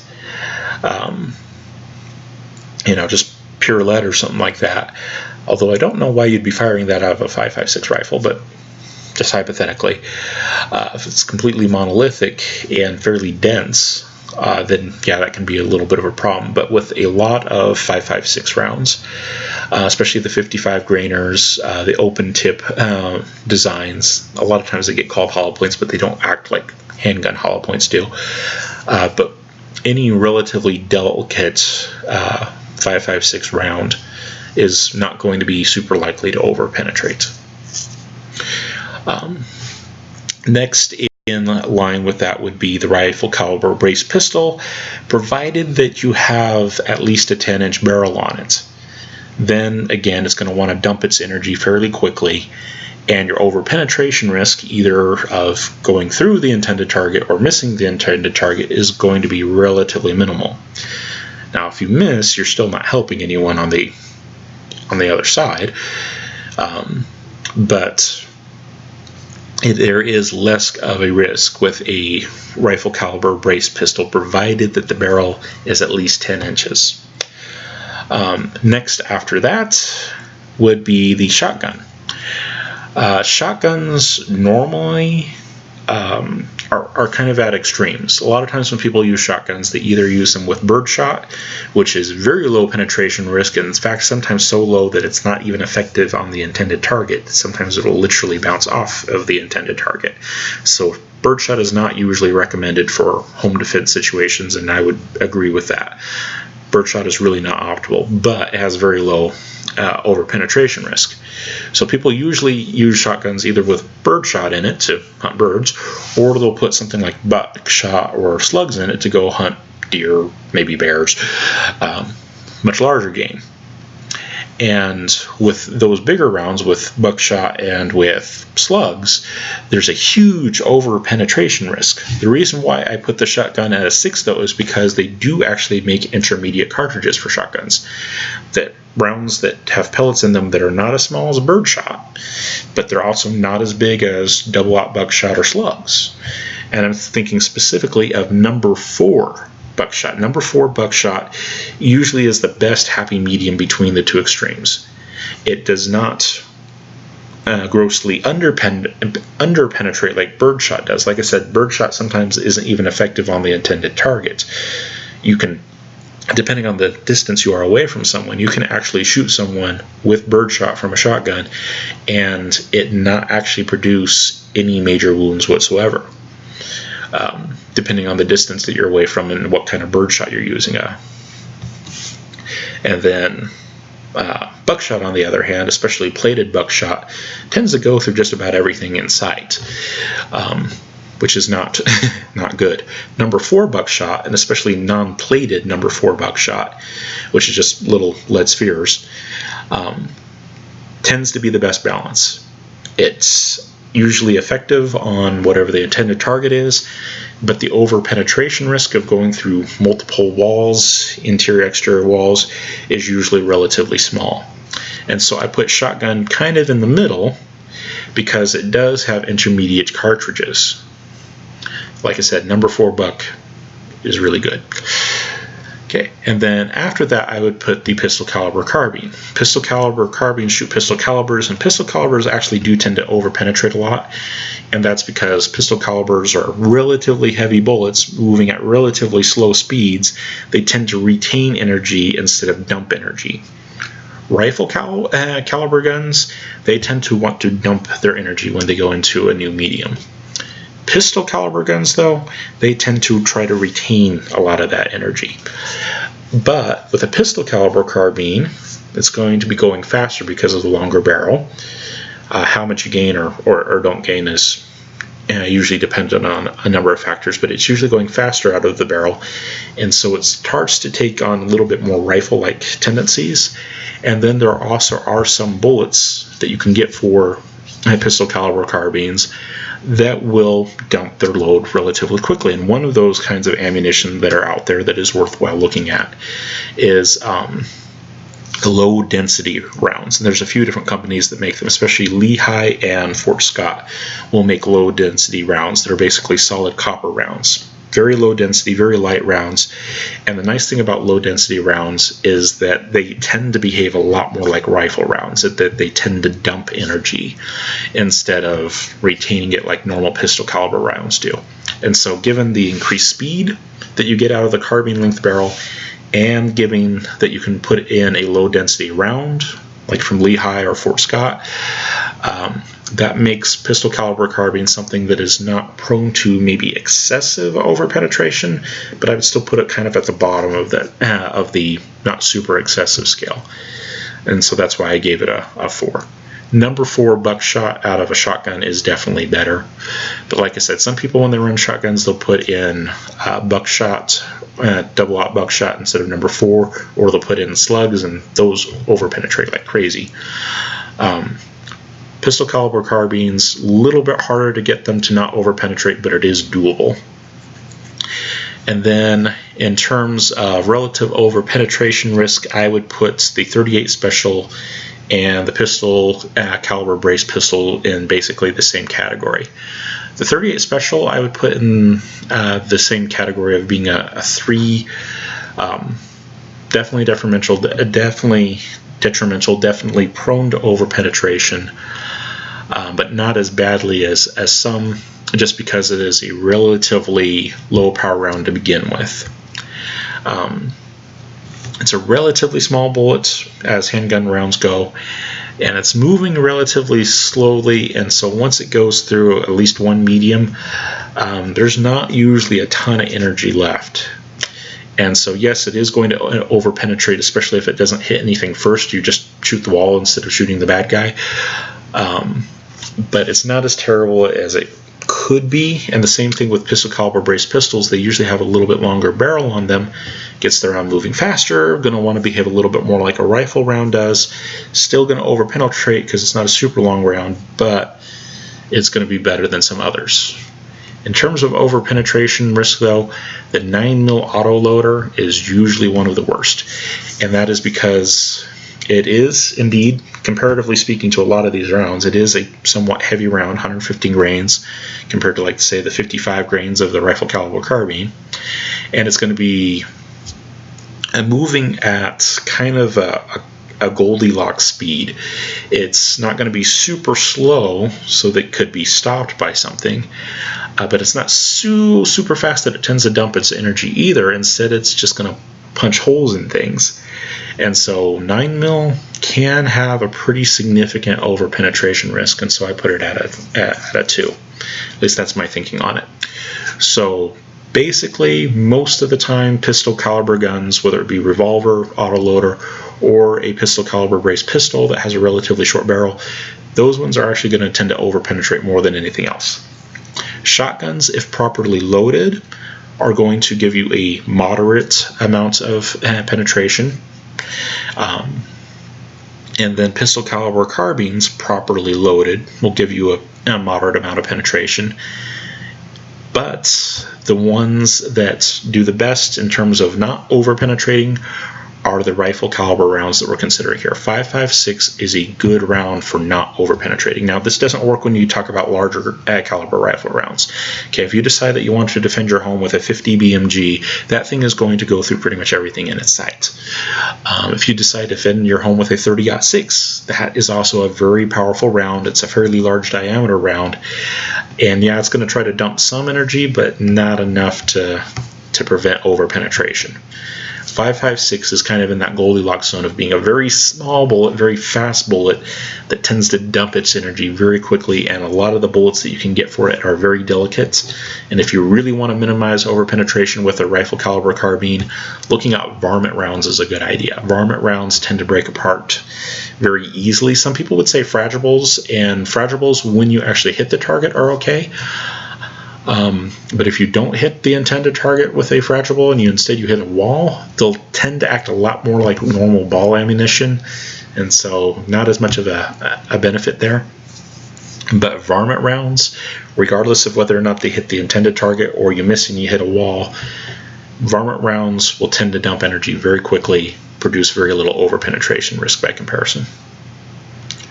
right, simplicity of maintenance. What do you have to worry about on the gun when it comes time for normal field strip? That's basically what I'm talking about in the center column here. On a revolver, what's the main things that you need to worry about cleaning? Is the cylinder and of course the barrel. And yeah, you clean the external part of the gun too and all that, but the number of parts that you're looking at and how simple it is, yeah, it's pretty simple. Cylinder and barrel are the main things, pretty easy to take care of. So as far as relative complexity is concerned, revolvers are pretty simple to maintain. Autoloaders are also relatively simple to maintain, but not as good as some other things. There are usually multiple parts with them, and usually at least 4. There's going to be the frame, there's going to be the slide, and inside the slide there is going to be a recoil spring assembly and a barrel. So there's usually at least 4 parts to every autoloader, sometimes more, but usually at least 4 parts. Okay, so that's not super low like the revolver. There's only 2 parts that you really have to worry about cleaning on a revolver. But it's not as high as some other guns. For example, shotguns, when a lot of people don't clean them very much at all, but when it does come time to clean a shotgun, internally they can be pretty messed up. Well, taking a Remington, for example, a Remington has at least 7 parts that you'll need to clean. Technically, it could be as high as 10 if you also take the trigger pack out, but you don't usually have to clean the trigger pack every time you clean the gun, so I'm not going to count that. But usually at least 7 parts that you have to take apart to clean a Remington 870. You have the magazine nut, you have the magazine tube, you have the magazine spring. These are all separate parts that come out when you take apart the gun. On autoloaders and other guns like that, the magazine is a completely separate entity that is not a part of the cleaning process or disassembly process. It's just something that you put in the gun when it's time to shoot it. It's not a part of the gun itself, but in shotguns, the magazine is built into the gun. That's what the tube that's under the barrel is. That's the magazine. It's built into the gun, and so when it comes time to clean the gun, you have to disassemble that too. So you have the magazine nut, the magazine tube, the magazine spring, the follower that goes in the magazine. The pump is going to come off, then you have to take out the bolts, and the barrel comes off as well. And then, like I said, from time to time, you're also going to have to take out the trigger pack, and the trigger pack is usually held in by a couple of pins or a couple of screws. You don't have to do that all the time, of course, but eventually you are going to have to get around to it, and there's just a lot of little parts. Shotguns have a lot of parts to them most of the time. So they're definitely not good in that regard. When you don't have to clean them super often, but when it does come the time to clean them, they're just a pain. Rifle caliber carbines, if you're talking about the AR-15 platform, is usually pretty simple.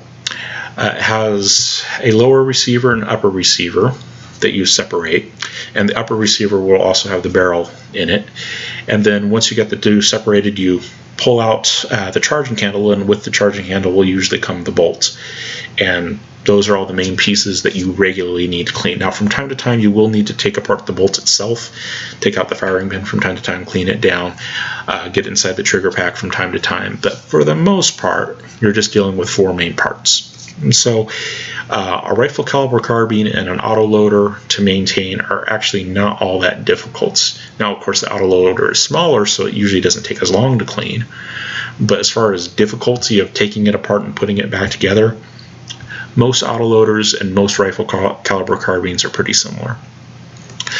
Pistol caliber carbines, though, completely trounce them, though. Some pistol caliber carbines are complex, but there are some pistol caliber carbines that are super simple. So, for example, the Tavor X95 and 9mm only has 2 main parts that you need to clean. You have the whole gun that acts as kind of a giant receiver. You open up the back of the gun, and there's just a little door there that pops open with a push pin. You pull out the bolts, and that bolt is a spring assembly and everything built into one. And so when you pull it apart to clean it, there's only 2 main parts that you need to clean regularly, and that is the gun receiver part and the bolt part. Now, they can be fairly large, and X95 is certainly bigger than an autoloader, so it usually takes longer to clean. But in terms of having to take it apart and put it back together and figure out how pieces fit together, it's not hard at all. There's this bolt, and it fits inside of the main gun, and that's it. That's all that there is to it.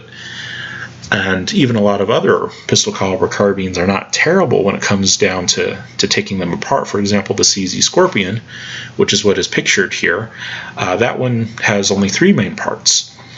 It has a trigger pack that you take out, the bolts, and then the main gun. There's only 3 things that you have to take apart to clean it, and only 3 things that you have to figure out how to put back together.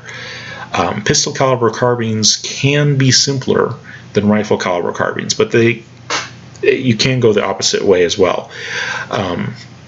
For example, the Kel-Tec pistol caliber carbine, they call it the Sub 2000, that one actually has quite a few parts. I forget whether it has like 7 or 9 parts. It's pretty complicated. And then the Ruger PEC carbine also has quite a few parts when you take it apart. And so it really depends on the model on that one. But they do have the capacity to be very simple to take apart if you buy the right one. And there usually is a cost association there. Usually the more expensive the pistol caliber carbine, the fewer parts that you have to worry about taking apart when it's time to clean it. The less expensive the pistol caliber carbine, the more parts you're going to have to worry about. So the Kel-Tec is a very inexpensive pistol caliber carbine. There's also quite a few parts to take apart when it comes time to clean it. The Ruger PC carbine is relatively inexpensive, but again, quite a few parts that you have to worry about when it comes time to clean it. CZ Scorpion, that's a pretty expensive gun. X95 Tavor 9mm, that's a pretty expensive gun, but very, very easy to disassemble and reassemble. So just bear that in mind. Rifle caliber brace pistol usually operates very similar to the rifle caliber carbine, and that there's an upper or lower charging handle and a bolt. That doesn't really change. Pistol caliber brace pistols, though, those are a little bit different. Like I said, in PC carbines, pistol caliber carbines, you can get some very simple operations. You can get as low as 2 with the X95 Tavor. But in an actual braced pistol, those ones usually have at least 1 more part than the pistol caliber carbine does, and part of it is just the size issues, and then part of it is just the models that are available. And those things that you kind of have to take into account and what you would wind up sticking a brace on. For example, you're not going to stick a brace on an X95 Tavor because the stock is built into the gun, and so you're not going to stick a brace on the end of it. That would be weird. An X95 Tavor, though, is actually about as small as a lot of brace pistols are, and so can kind of come in the same thing there. But true brace pistols, pistol caliber brace pistols, they usually have at least 3 parts. And so talking about like the CZ Scorpion that's braced, there's a few different versions of the CZ Scorpion that are out there. The 2 main ones that are out there right now that have become fairly common is the CZ Scorpion Carbine and the CZ Scorpion brace pistol. That's not this is the Chris Vector, but the 2 usually have at least 3 parts to them, and then the one that's shown here, the Chris Vector, that usually has at least 3 parts as well. There's basically an upper assembly, lower assembly, and a bolt, and so usually at least 3 there as well. Alright, and so in terms of relative complexity of parts that you need to clean, revolvers, really easy to put a revolver back together. You just basically swing the cylinder back in place for most modern revolvers. Most modern revolvers have swing out cylinders, and so to reassemble the gun, all you do is you just swing it back in. Like I said, pistol caliber carbines, depending on the one that you buy, and it's usually inversely related to price. The more expensive the pistol caliber carbine, the easier it is going to be to take apart.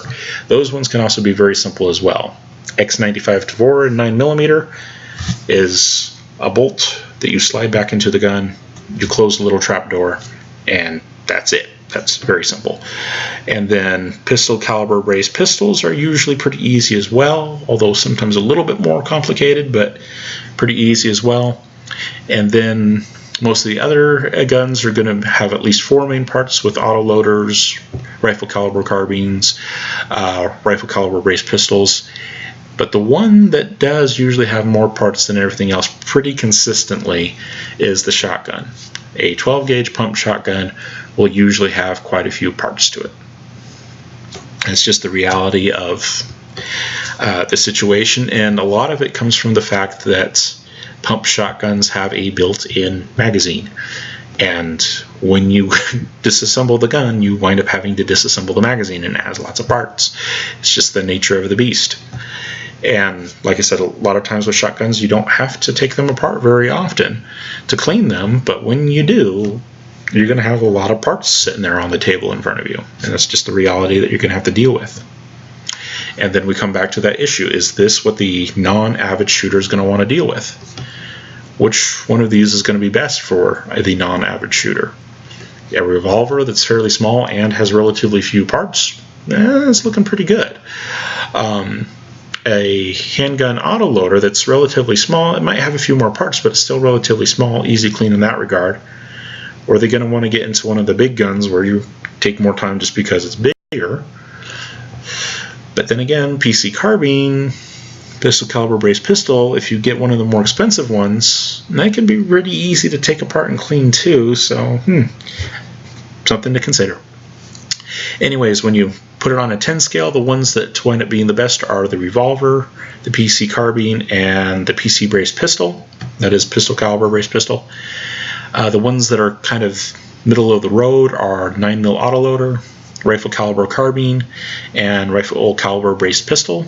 And then the worst one, generally speaking, shotgun, just because they have a built-in magazine. You're going to have to take that apart when you disassemble a gun. All right, capacity. This is another issue that comes into play when you're dealing with home defense situations.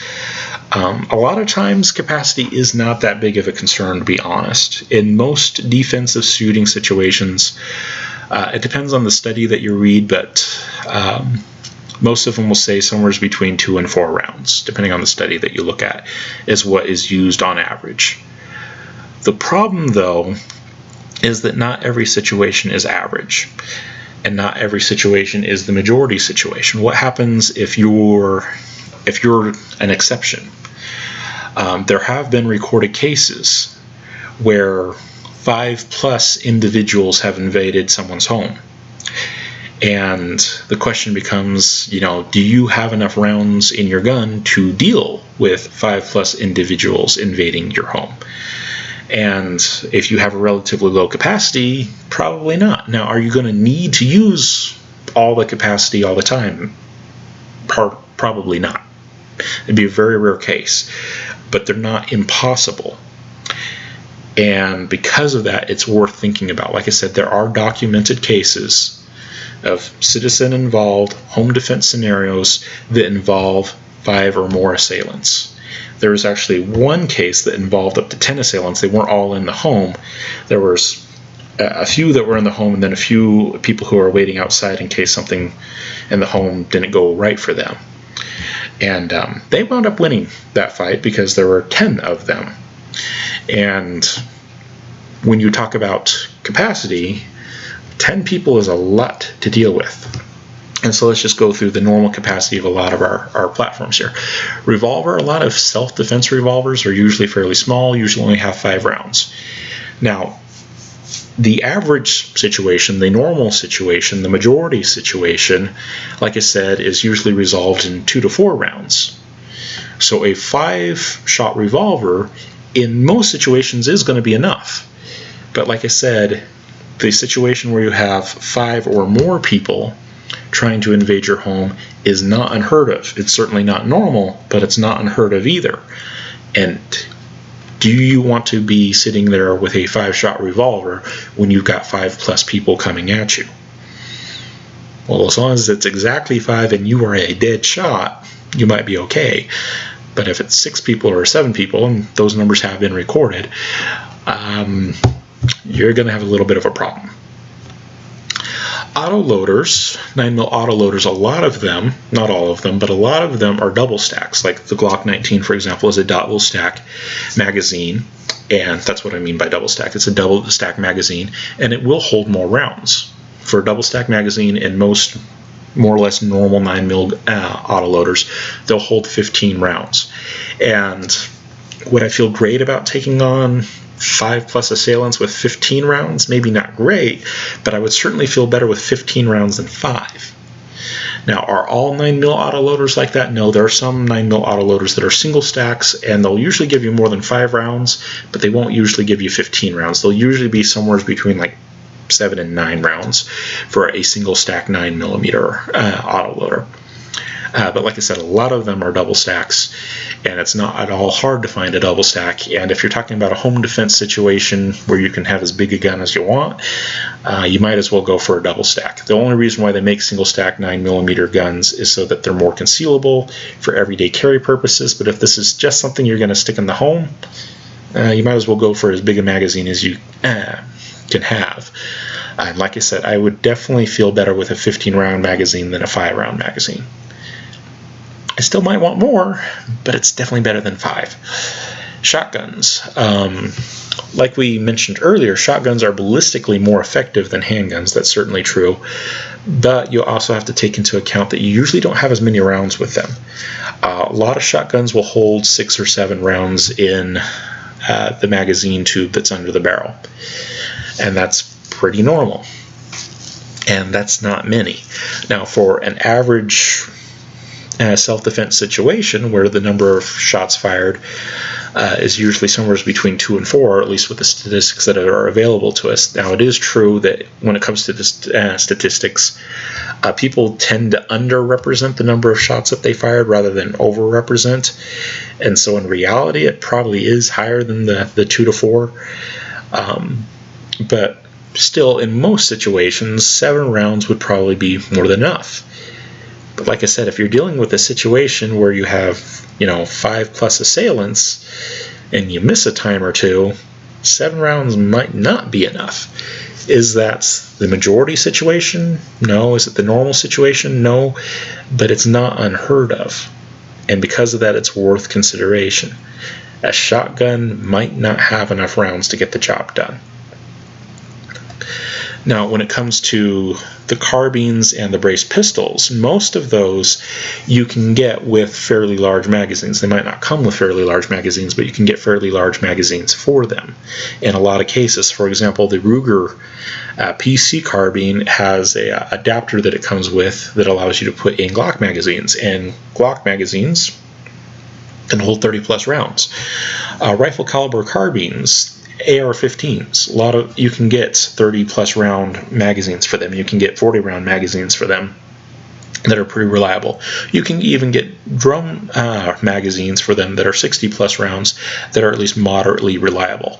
This is something that is worth pointing out, though, is that if you go for a drum magazine, you're actually losing a certain amount of reliability, because drum magazines introduce an extra mechanism into the process, and that extra mechanism is one more possible point of failure.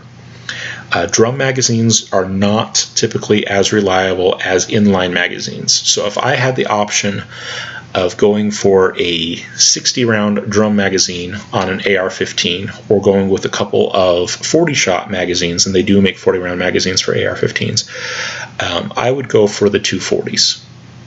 Okay, not only is the overall total greater, 80, but the reliability is just going to be better. I would, in that case, rather deal with a magazine change than the possibility of my drum magazine failing on me. Okay, I don't want that extra point of failure. Okay, so just pointing that out. And the same thing with pistol caliber carbines. There are some of them that can take drum magazines as well. But drum magazines, like I said, there's that extra mechanism in there that can be an extra point of failure. And if something goes wrong with that, you're pretty much stuck. It's the magazine's not feeding anymore. You can't put new bullets in the gun. It just becomes basically a giant bat at that point, and you're going to be trying to hit people over the head with your gun instead of shooting them. So consider that, but for most of them that are in this category, they do make high-capacity magazines for most of the guns that are in the lower categories here. So in terms of what has the best capacity, the carbines and the braced pistols have the best capacity. Middle of the road is 9mm autoloaders. They're not great, but most of them, because they're double stack magazines, they're usually not terrible either. And then on the low end of the spectrum that you'd have to worry about if you encountered a situation that was abnormal would be the revolver and the shotgun. Like I said, in most normal situations that we have on record that we have good stats for, 5 shots, 7 shots would be enough. But like I said, there are situations that involve 5 or more assailants that are on record. They're rare, but they're not impossible. And because of that, that would definitely be a cause for concern, and a revolver or shotgun can definitely put you at a disadvantage in those situations.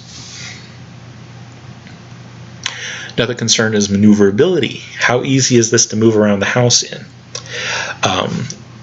And what I've done here is I've just gone and got the basic length measurements from some of the archetypical models that would represent these categories, and then I assess them in terms of whether or not they're easy to move through a doorway with. Okay, revolver, autoloader. Those are usually fairly short, and they're very easy to move through doorways with. Now, in a home defense scenario, you usually don't want to be moving around too much,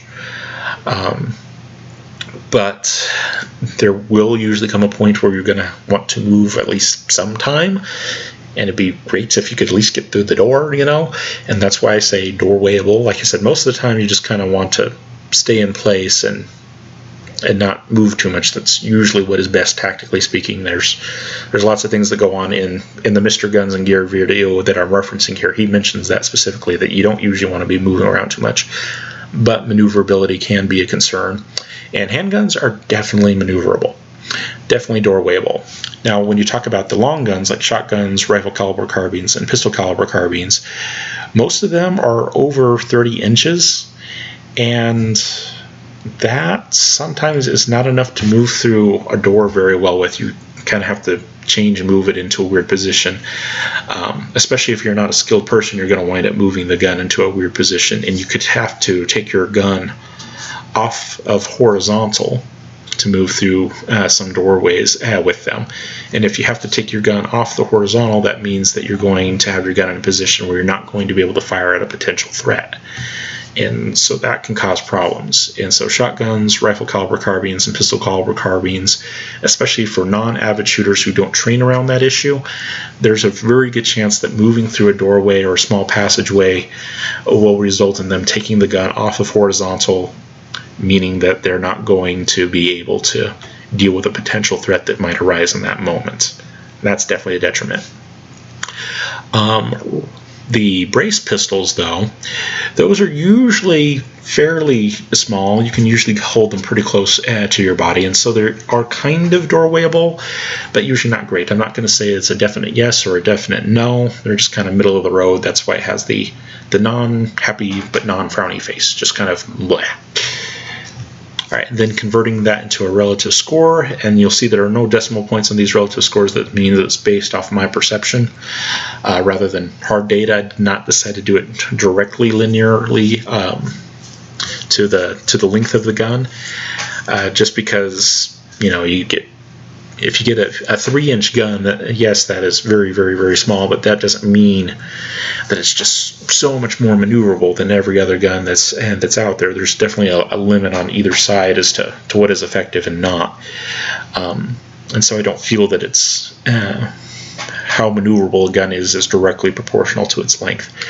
But most maneuverable, and certainly maneuverable enough to consider it to be a benefit, would be the revolver and autoloader. And revolvers are usually slightly smaller, at least in the categories that we're talking about. 38 special defensive revolvers are usually just a little bit smaller than the autoloaders that we're considering here, especially like a Glock 19. And so a tiny bit more maneuverable, but I don't know that it's really enough to worry about. And then any of the long guns that are going to be over 30 inches, with proper training and a little bit of forethought, you can keep from taking them off of the horizontal as you're moving through a home with it. And like I said, I'm not suggesting that you actively move through a home in a home defense situation. It's usually best to pick a spot and stay there if you can. But should the need arise, say you're your kids are not old enough to defend themselves yet, and even if they are old enough to defend themselves yet, you're still probably going to want to protect them. And so you're probably going to want to go to them to be able to protect them. And in a situation like that, you might have to move with your gun. With a little bit of training and forethought, you can keep from taking the gun off of horizontal and be able to move around structures with it effectively, even if it's over 30 inches long. But that usually takes a little bit of training, so I'm going to put these as 3s. It's not something that you can't overcome, but for a non-avid shooter, it's definitely going to be a detriment. And then the brace pistols, they're usually a little bit smaller. They're under 30 inches. And so if you're going to have any somewhat large gun that is going to be reasonably maneuverable, it's going to be them. So I'm going to put them middle categories, 4s and 5s. The rifle caliber brace pistols are usually a little bit longer, just because, like I said, in order to be ballistically effective, you usually have to have at least a 10-inch barrel sticking out in front. The pistol caliber brace pistols are usually a little bit more maneuverable because you don't have as much sticking out in front. So, just a thought to think about. All right, and then there's also the ease of adding accessories. And again, this is something that I didn't have hard data for, so I'm just kind of basing it on impression of what I see. But how easy is a gun to accessorize? How easy it is to modify? How easy it is to put new sights on it if you want to, or put special optics on it and things like that. That's what we're considering here. Another thing that is definitely worthwhile considering for home defense options is the lighting situation. Especially if you have a family in the home itself, and if you have, neighbors, friends, and family in the area, in the general vicinity, maybe in that same town or in that same county, that might come to visit and make an unannounced visit. And it'd be really nice if you didn't shoot your neighbor or your cousin or whoever it happens to be, and so you're going to want to identify them. So you're thinking about putting a light on the gun is a good idea. Now, there are ways you can get around that with using ambient lights and things like that. As dorky as it sounds, those stupid clap lights actually can have some home defense merit, and that, if you might not be immediately next to a light, but you can, just clap and turn a light on in the room and illuminate enough in the room to figure out what's going on and who's in the house and whatnot. Sometimes things like that can actually be useful, but sometimes a more practical decision for home defense is just simply to put the light on the gun itself.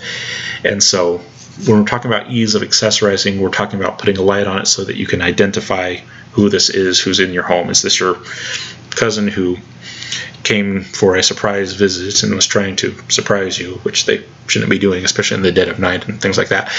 Or is this actually someone who is intent upon killing you? There's a huge difference there, and you're going to want to make sure that you identify each case appropriately. And like I said, in the Mr. Guns and Gear video, he did talk about this as well. Revolvers do not tend to be overly easy to accessorize. You can get some accessories for revolvers, but there are accessories that usually come with the gun. Like if you want to have a laser on the gun, it usually has to be built into the gun. It's not usually something that gets added afterwards. It's usually something that it comes with. Lights are usually not attached to revolvers, not super often. They can be done, but it's just not very common. It's usually custom work. You can actually even put scopes and optics on revolvers as well, but again, that's usually custom work. That's not super common. So a revolver on a 10 scale, I'm going to give it about a 2. It's not impossible to accessorize, but it's not very common or easy. Autoloaders, on the other hand, they are becoming much more accessorizable than they used to be, especially sights. You'll get a lot of different people out there making sights, and you can even get the replacement sights for a lot of models from big box stores. A lot of stores will carry Glock sights that you can swap out and get something that's a little bit better for you and things like that. And then also autoloaders will usually have some kind of a little rail underneath that you can put a light on and things like that. So autoloaders are usually not terrible as far as accessories, but maybe not as great as some other things. But you can usually at least change out the sights on them, and you can usually attach a light. or laser if that's the way you want to go, but a light would usually serve most people better. So not terrible, but there are a lot of standard parts that are out there. It doesn't have to be customized, etc., etc. It's moderate. I'll give it a 4, kind of in the middle of the range. It's not terrible, but it's not great. Shotguns are becoming more accessorizable than they used to be. But as far as being able to go into one of the big box stores like Sportsman's or Cabela's like that and find a lot of accessories for shotguns, lights, and things and other things that you can mount on them, not super common. And it's fairly rare also to mount optics to shotguns, although optics do increase your effectiveness in terms of accuracy and those things, and that can become a big issue with shotguns because, like I said, functionally, a lot of people are not as accurate with shotguns as you might think they are. And that's just the simple reality of it. But you take, say, a red dot sight and you put it on a shotgun, and that can become much, much, much more effective. But a lot of shotguns are not made to take red dot sights, and so that becomes a little bit of an issue. So yes, there are ways of mounting lights to shotguns. There are ways of mounting even sights to shotguns, and it is usually a little bit easier than it is with a lot of revolvers, but it's still not very common, so I'm still going to put it in the red. At the high end of the red scale, a 3, but still in the red. Now, rifle caliber carbines, especially the AR-15 platform, is like the epitome of accessorizable. You can do just about anything that you want to with them. You can change out the handles. If you don't like the handle, you can get a new handle. If you don't like the foregrip, you can get a new foregrip. You can put pretty much any optic, any light system on it that you want. Various sling systems, various stocks. Very, very, very, very accessorizable system. I should also mention on the revolvers and autoloaders, one thing that a lot of people do change is the grips, and there are a lot of companies out there that do make grips for both revolvers and autoloaders, just throwing that out there. But rifle caliber carbines, they're almost like infinitely changeable. They've gotten to the point where it's basically just the adult version of a Rector set. You just take everything apart, put it back all together however you want with any replacement part you want. Very, very, very, very, very easy to modify, very easy to accessorize. Pistol caliber carbines are usually not terrible in terms of accessorizing, but they're not great either. Pistol caliber carbines will usually have a lot of the same modification features as a rifle caliber carbine, but usually just not as much. So even taking our examples here, here's AR-15 platform, like everything on it is swappable. This, the picture that we have here is of a CZ Scorpion carbine, and the top of it has a Picatinny rail, and so you can do Picatinny mounting there. And then around the fore end you have M-LOK slots, and into M-LOK you can put a lot of different things, including vertical grips and things like that. And so it's decently modifiable, but just not as much as a rifle caliber carbine, and it's usually much more specialized. Rifle caliber carbines, at pretty much any place that sells rifle caliber carbines, they're going to have tons of accessories for them. Pistol caliber carbines, they can be modified, but they're not necessarily going to have all the parts at all the stores that you go to. With pistol caliber carbines, for specific things, you'll probably wind up having to make special orders for some things. Like handles, for example. On the CZ Scorpion, you can actually change out the handle, but you're not going to find replacement handles in most stores. In a lot of stores, however, even in stores like Sportsman's, you will find replacement handles for ARs. Not for pistol caliber carbines, though. So they're not bad, especially as far as being able to add a lathe and vertical grips and things like that. But there are some parts of it that are kind of specialized that you'll have to special order, and so not so good. So kind of middle of the road is where I put them. I put them at a 6. Rifle caliber braced pistols are usually pretty good, just like the rifle caliber carbines are, but some accessories aren't going to work with them just because of the shorter barrel. Depending on exactly how short you go, the gas system can be different, and so that's modifying that, changing that up can be a little bit difficult.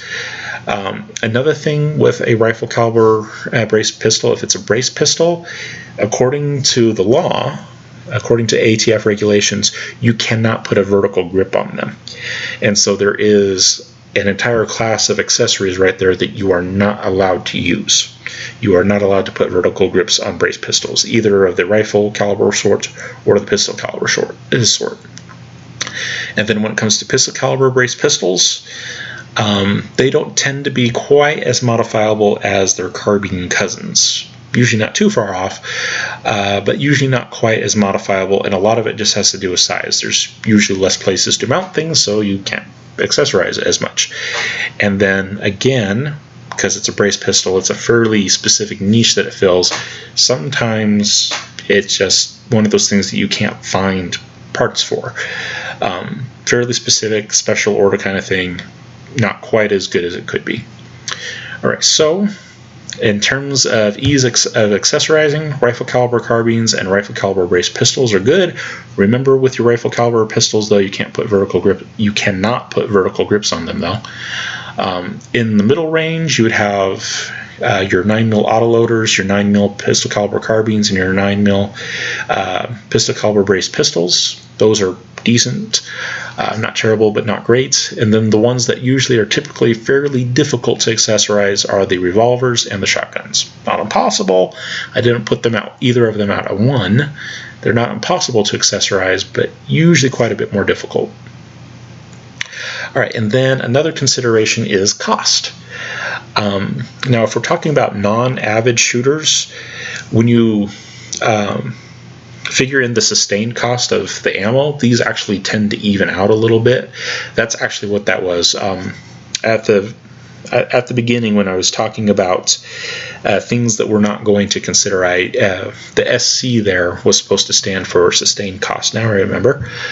Sustained cost for a lot of these platforms winds up being pretty close for non-average shooters. Like I said, non-average shooters will usually shoot somewhere between 1,000 and 2,000 rounds to the gun in the entire life of the gun. And a lot of these platforms will wind up being pretty close to the same once you do that. Not a whole lot of significant difference on them. So, for example, take shotguns. Shotguns you can actually get relatively cheap that'll be relatively decent. And I did all of these on the basis of how much would these cost if I was to buy something that I would be willing to bet my life on. And for shotguns, you know, if for what they are, there are shotguns that are $300 and under that I would be willing to bet my life on. They're not overly complicated machines, and they're not overly expensive. However, the rounds for them are more expensive, so when you figure that out over the cost of the lifetime of the gun, a shotgun can actually be just about as expensive as a revolver or an autoloader when you figure in that the ammo is more expensive. But we're talking about non-avid shooters here, so they're not going to shoot a ton, so it's usually enough to get pretty close to a break-even point. So as far as significant differences are concerned, sustained cost usually isn't a major thing. It's usually the initial cost that is more of an issue for non-avid shooters, and so that's what we're going to look at. For a decent revolver, $400 and under. Sometimes you can get them considerably cheaper than that. Quality isn't always there, though. For me, for something that I'd be willing to bet my life on, it'd be closer to $400. Now, these are prices in my area, and of course, these are just ballpark figures, basically to the nearest 100. And different years, different times, this will, of course, change. But in my area right now, ballpark figure, I would expect to pay about $400 for a decent .38 revolver that I would expect to last a lifetime, provided I'm a non-avid shooter and I don't plan on shooting it more than 3 times a year and those kinds of things. For an autoloader, there are good autoloaders out there that cost around $400 that I would indeed bet my life on. I wouldn't say that that's super typical, though. A lot of your more decent autoloaders are usually going to be closer to $500, but there are some autoloaders, 9mm, that are just really actually quite reliable, but considerably more inexpensive than the others. So I'm speaking particularly of the Bersa TPR-9C. That is a 9mm autoloader that is about $400, at least right now in my area. that is when you're talking about non-avid shooters, that will get you to that 1,000 to 2,000 round mark pretty easily. And like I said, only cost $400. Now, in the autoloader category, you also have things like Glocks, and a brand new latest generation Glock can cost $600. Do you necessarily need a Glock? Maybe not. You can find something that's more middle of the road, like maybe a M&P Shield or something like that, or maybe even not necessarily a Shield model, but some kind of the M&P 9mm version out there that might be closer to $500. So it kind of depends on the quality that you're going for, and then also what you happen to know about the brands. Like I said, Bersa is actually a pretty good brand and usually fairly inexpensive. But most 9mm autoloaders that are going to be decent are going to be more like $500 and up. Just fair point. The Bersa 9mm is definitely an exception. It's not the rule. Like I said, shotguns, you can usually get pretty decent shotguns for $300 and under. No major problems there for what they are. They're just fine.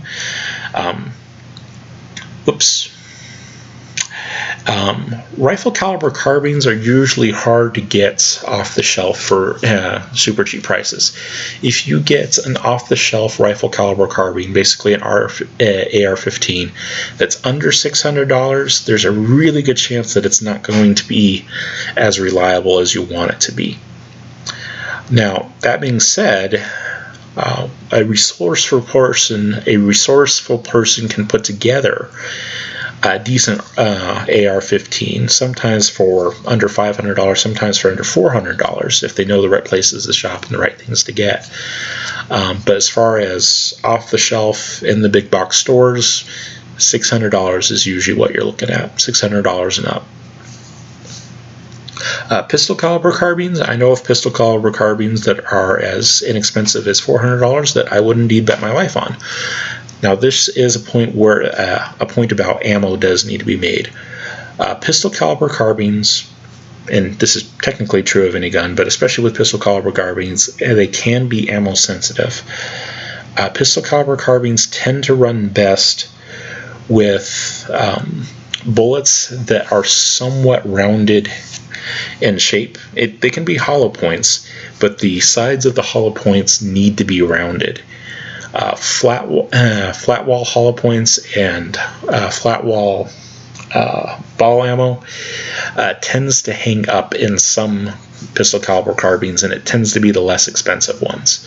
So if you're running like say a Kel-Tec Sub 2000 or the Ruger PC carbine, don't want to do flat wall bullets. They need to curve. So with that caveat, with the right ammo, there are pistol caliber carbines out there that are $400 and under that I would have absolutely no problems about betting my life on if I had to. Now, one thing also that needs to be considered with low-end pistol caliber carbines, not only are they kind of ammo picky, but they also tend to be harder to take apart. And I discussed this before, but it's worth reiterating here. If you're going to go for the pistol caliber carbine because it is both easy to take apart and it's relatively cost effective, just understand that that's not necessarily in the same gun.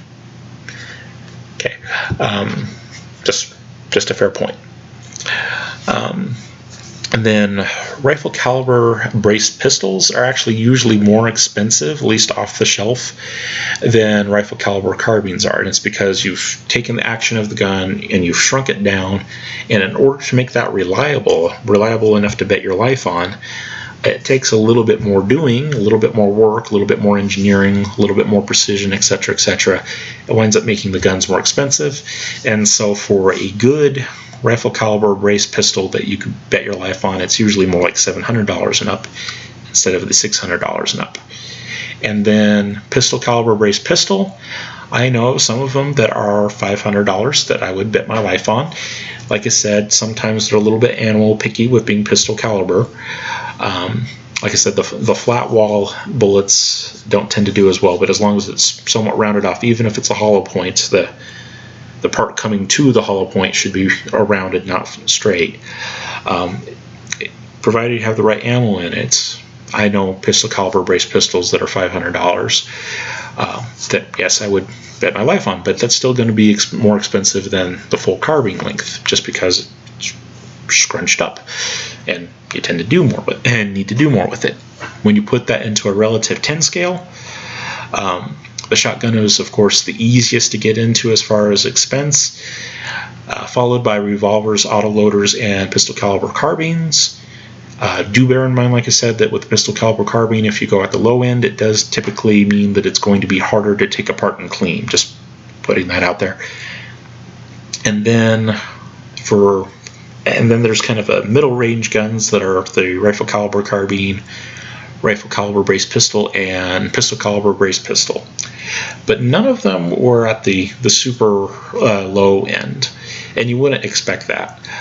If you're going to get a gun that is of enough quality to rely on in terms of betting your life on it, you probably don't want super low end guns anyways. You probably don't want super expensive in that regard, and so you'd expect beneficial or kind of laissez-faire blah. You wouldn't expect red on this if this is something that you're going to bet your life on. And then another consideration that I'm putting in there, because I've appreciated it, but not everyone would, is relative ammo compatibility. That is, you're getting this gun for home defense, but down the road you might plan on getting other guns. What's the chances, or what's the possibility of taking the ammo that you have for this gun and making it work in another gun that you might use for something else? The 38 Special revolver is somewhat ammo compatible in that 38 Special ammo will fit inside of 357 operable guns. They're basically the same diameter, but the length of the cartridge is different.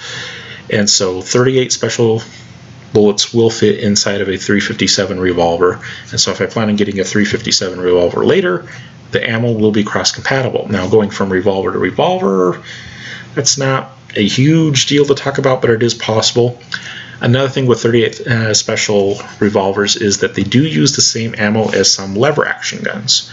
And there are lever-action rifles out there that will take 38 Special. That is worth noting. Now, do a lot of people use 38 Special rifles? Not usually, but they do exist. They are out there. So in terms of relative ammo capacity, given that the ammo will fit inside of a 357 Magnum revolver, given that there are lever action 38 Special guns out there, 38 Special rifles out there, I gave it a 4. It's not at the absolute bottom of the scale in terms of compatibility, but it's not great either. Autoloader. 9mm autoloader has great compatibility in that pistol caliber carbines, a lot of them are 9mm, and they'll use the exact same round to the exact same effect. And there's lots of 9mm autoloaders out there. There are lots of 9mm carbines out there. There are lots of 9mm brace pistols out there. So ammo compatibility with 9mm tends to be pretty good. You can use it in a lot of different platforms. Shotgun. There's pretty much nothing that shoots shotgun rounds except for shotguns. And I'm speaking specifically of 12 gauge ammunition, because that's what we're considering here. Now, if you're talking about 410, there are technically some other guns that are not actually shotguns that will fire 410 rounds, like the Taurus Judge and things like that. I don't really consider those to be overly great options, but technically there is some compatibility here. But for this analysis, we're considering 12 gauge pump shotguns, and there's pretty much nothing else but a 12 gauge shotgun. It might not necessarily be pump, but a 12 gauge shotgun is about the only thing that's going to fire a 12 gauge round. So in terms of relative ammo compatibility, they've pretty much got none. It's just other shotguns, other 12 gauge shotguns. That's pretty much it. Rifle caliber carbine, again, not great compatibility. They are compatible with the rifle caliber brace pistols in terms of ammo. They'll both fire 5.56, but you can't really do a rifle-pistol combination like you can with the revolver or the autoloader. Revolver, like I said, there are lever action guns that will take 38 special, so you can do a handgun rifle combo. With the 9mm autoloader, there are carbines that will take 9mm rounds, or pistol brace carbines that will take 9mm rounds. Good cross compatibility there. A 5.56 round, though, that's either a rifle caliber carbine or it's the rifle caliber brace pistol, and that's pretty much it. There is no chance that you are going to find any kind of reasonably workable handgun that's going to fire 5.56. It just doesn't exist. And so ammo compatibility there is really, really, really low. There's no handgun that fires 5.56. Pistol caliber carbine, I give that a 10 because it fires a pistol round. So for compatibility across different platforms, it's great. It's a carbine. It's a handgun. It fills both platforms very well. And that's one of the things I like about owning 9mm handguns and 9mm pistol caliber carbines. I go out and get one bunch of ammo, and it works for all of my guns, at least all of those kind of guns. It really simplifies things down. And again, like we said, rifle caliber brace pistol, 5.56. It's just going to be compatible with other 5.56 guns. Definitely not something you can put in a handgun. It's pretty limited, just like shotguns are limited to being stuck in shotguns. And again, pistol caliber brace pistol, again, as far as compatibility is concerned, definitely top marks. You can put it in true handguns because it is a pistol caliber round, and you can also put it in full carbine length weapons, and you can also put it in brace pistol length weapons. It is something that you can kind of get a gun of every size for. So in terms of compatibility, they're pretty decent. All right, final conclusions. Take all of those things and you add them all together, and this is what this final chart is for. Now, if you take it all, if a gun were to be 10 in every single category, the maximum you could get is 120. Now, like I said, I also went through and I evaluated these things as bottom third, middle third, and top third, as basically detriment, neutral, possible benefit. And if you wanted to evaluate things that way, just as whether it's detriment, benefit, or somewhere in between, neutral, you could look at it as a -1 for anything in red, a 0 for anything in black, and a +1 for anything in green. That's another way of evaluating it. And if you evaluate it that way, the minimum score you could get would be -12 if everything was a -1 in every category. It was in the red in every category. Or at the max, it would be a +12 if it was green in every category. So I did two measures just kind of to check against themselves. So there's the 0 to 120 scale, and there's also the -12 to +12 scale. And when you calculate it all up, revolver, you add all the categories together, it was 65, and I only rounded to two significant figures, so 65. Autoloader, 61. Shotgun, 48. Rifle caliber carbine was 78.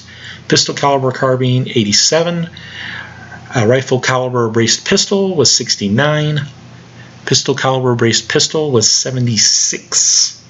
And then when I did it in terms of -1, 0, or +1, the revolver came out to be a 0. Not positive or negative, it's neutral. Autoloader also came out to be 0.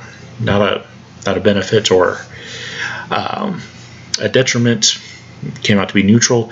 The shotgun came out to be negative, just because there were a lot of things where it wound up at the bottom of the scale that we considered.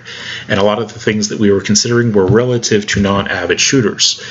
If you are an avid shooter, then a lot of these considerations are not going to be all that important, like blast and recoil. If you're an avid shooter and you've trained around blast and recoil and those kinds of things, it's not going to be much of an issue anymore. And if you're familiar with it and you practice under stress with it, the issues with the control and short stroking the pump might not be a big issue for you. So there's a lot of things that you can there's some of these that you might take out, and it would raise the shotgun in the rankings. But a lot of the considerations that we put in here were for non-avid shooters, and for non-avid shooters, yeah, 48. It's kind of low. Rifle caliber carbine, like I said, is 78. Pistol caliber carbine, 87. 69 for the rifle caliber braced pistol. Pistol caliber braced pistol was 76. I already went over that. I'm sorry. We were talking about the black, red, and green color scheme as to whether it be -1, 0, or +1. And shotgun came out to be a -6 in that sense, just measuring things that way. Either it's a benefit, detriment, or neutral. Shotgun came out to be negative more often than not, -6. On that scale, the rifle caliber carbine definitely came out in the +4. And from a scale of -12 to +12, that winds up being in the upper third, and so that would definitely be a benefit. Pistol caliber carbine wound up being a +6. That's still in the upper third, so that would be a benefit. Rifle caliber braced pistol, it wound up being a 3 when you just do the -1, +1, and 0 scale. So it was positive, but it wasn't quite great. It wasn't in the top third, it was in the middle third. So good, but not great. Pistol caliber braced pistol wound up being a 4 on the -1, 0, +1 scale evaluation system. One thing that I found that was really interesting about this is that when you do it relative to the 120 scale, when you're actually looking at how they stack up against each other, using real-world data behind it as much as possible to see what they actually relatively are, instead of doing the rankings like the MrGunsNGear channel did, where they just ranked it 1 through 4, but where you actually see how much better they are than each other. It turns out that all of the guns wound up being in the top 2/3 of the 120. Top 2/3 of the 120 is, 40 and above. And every single one of these platforms was 40 and above. What does that mean? What that means is that all of them are indeed viable. You have a better chance of making it through a self-defense encounter with one of these guns than with none of them, and that's what you would expect. Getting something to protect yourself is better than nothing. And yes, there were some of them that were low, like the shotgun was 48, but it still wasn't in that bottom third where, there's definite problems there. Now, it did wind up being in the bottom third on the -positive scale, and so think about that what you will, and there is definitely some caution I think that is warranted if you want a shotgun for your primary home defense weapon. But it's not an absolute non-contender. It might not be the best for non-avid shooters, which is what this whole chart was designed for. What was designed to consider was non-avid shooters. But like I said, as far as how they rank relative to each other on the 120 scale, it's not in the bottom third. It's still in the top 2/3. It's not absolutely terrible. Plus minus scale, yeah, but actually seeing how it fares relatively speaking, not that terrible. Definitely not great. It wouldn't be my first choice, but not terrible. And there was only one that actually made it into the top third. Most of them were in the middle third on the 120 scale. There was only one that made it into the top third, and that was the pistol caliber carbine. And like I said, this was been adjusted for non-avid shooters, and so that's what you'd expect. If you're talking about an avid shooter that's not going to worry about blast and recoil and a lot of those things so much, then the rifle caliber carbine would definitely climb up in there, depending on which of these categories you take out or which ones you decide to emphasize more and whatnot. But even at that, even though it was in the top third, it wasn't in the top third by much. Top third is 80 and above. This is 87. That's not that far into the top third.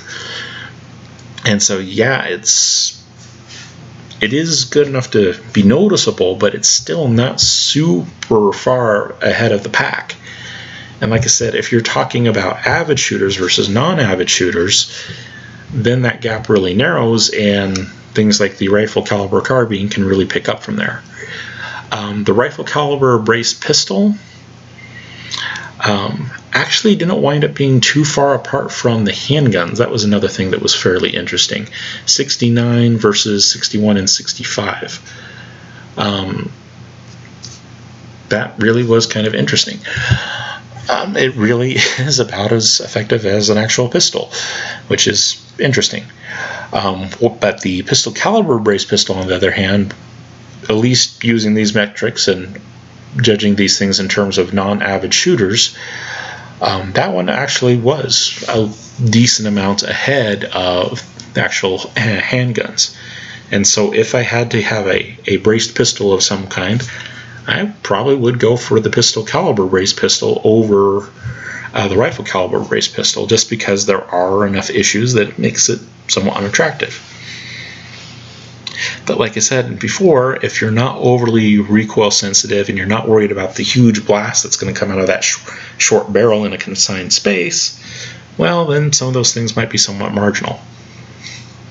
And it would be interesting for someone to go through and maybe take out some of these columns of things that they're not overly worried about and see how it would stack up then, because it would obviously change things.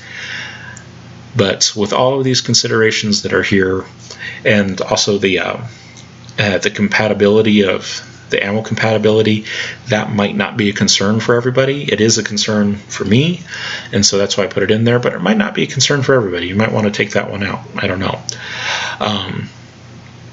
But yeah, you can go ahead and you can play with the columns, take some of them out, redo the sums, and see what works for you and what isn't. You know, is recoil and blast something that you're worried about or not?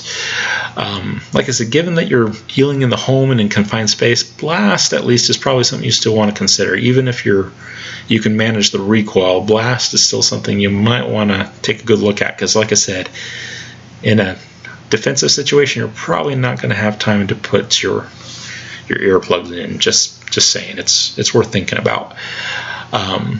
Controls, like I said, if you're actually are an avid shooter instead of a non-avid shooter, you can learn to operate the controls in almost any gun pretty effectively with enough time and patience and practice, and enough ammo to practice with. You know, so that column might be something you take out of it as well.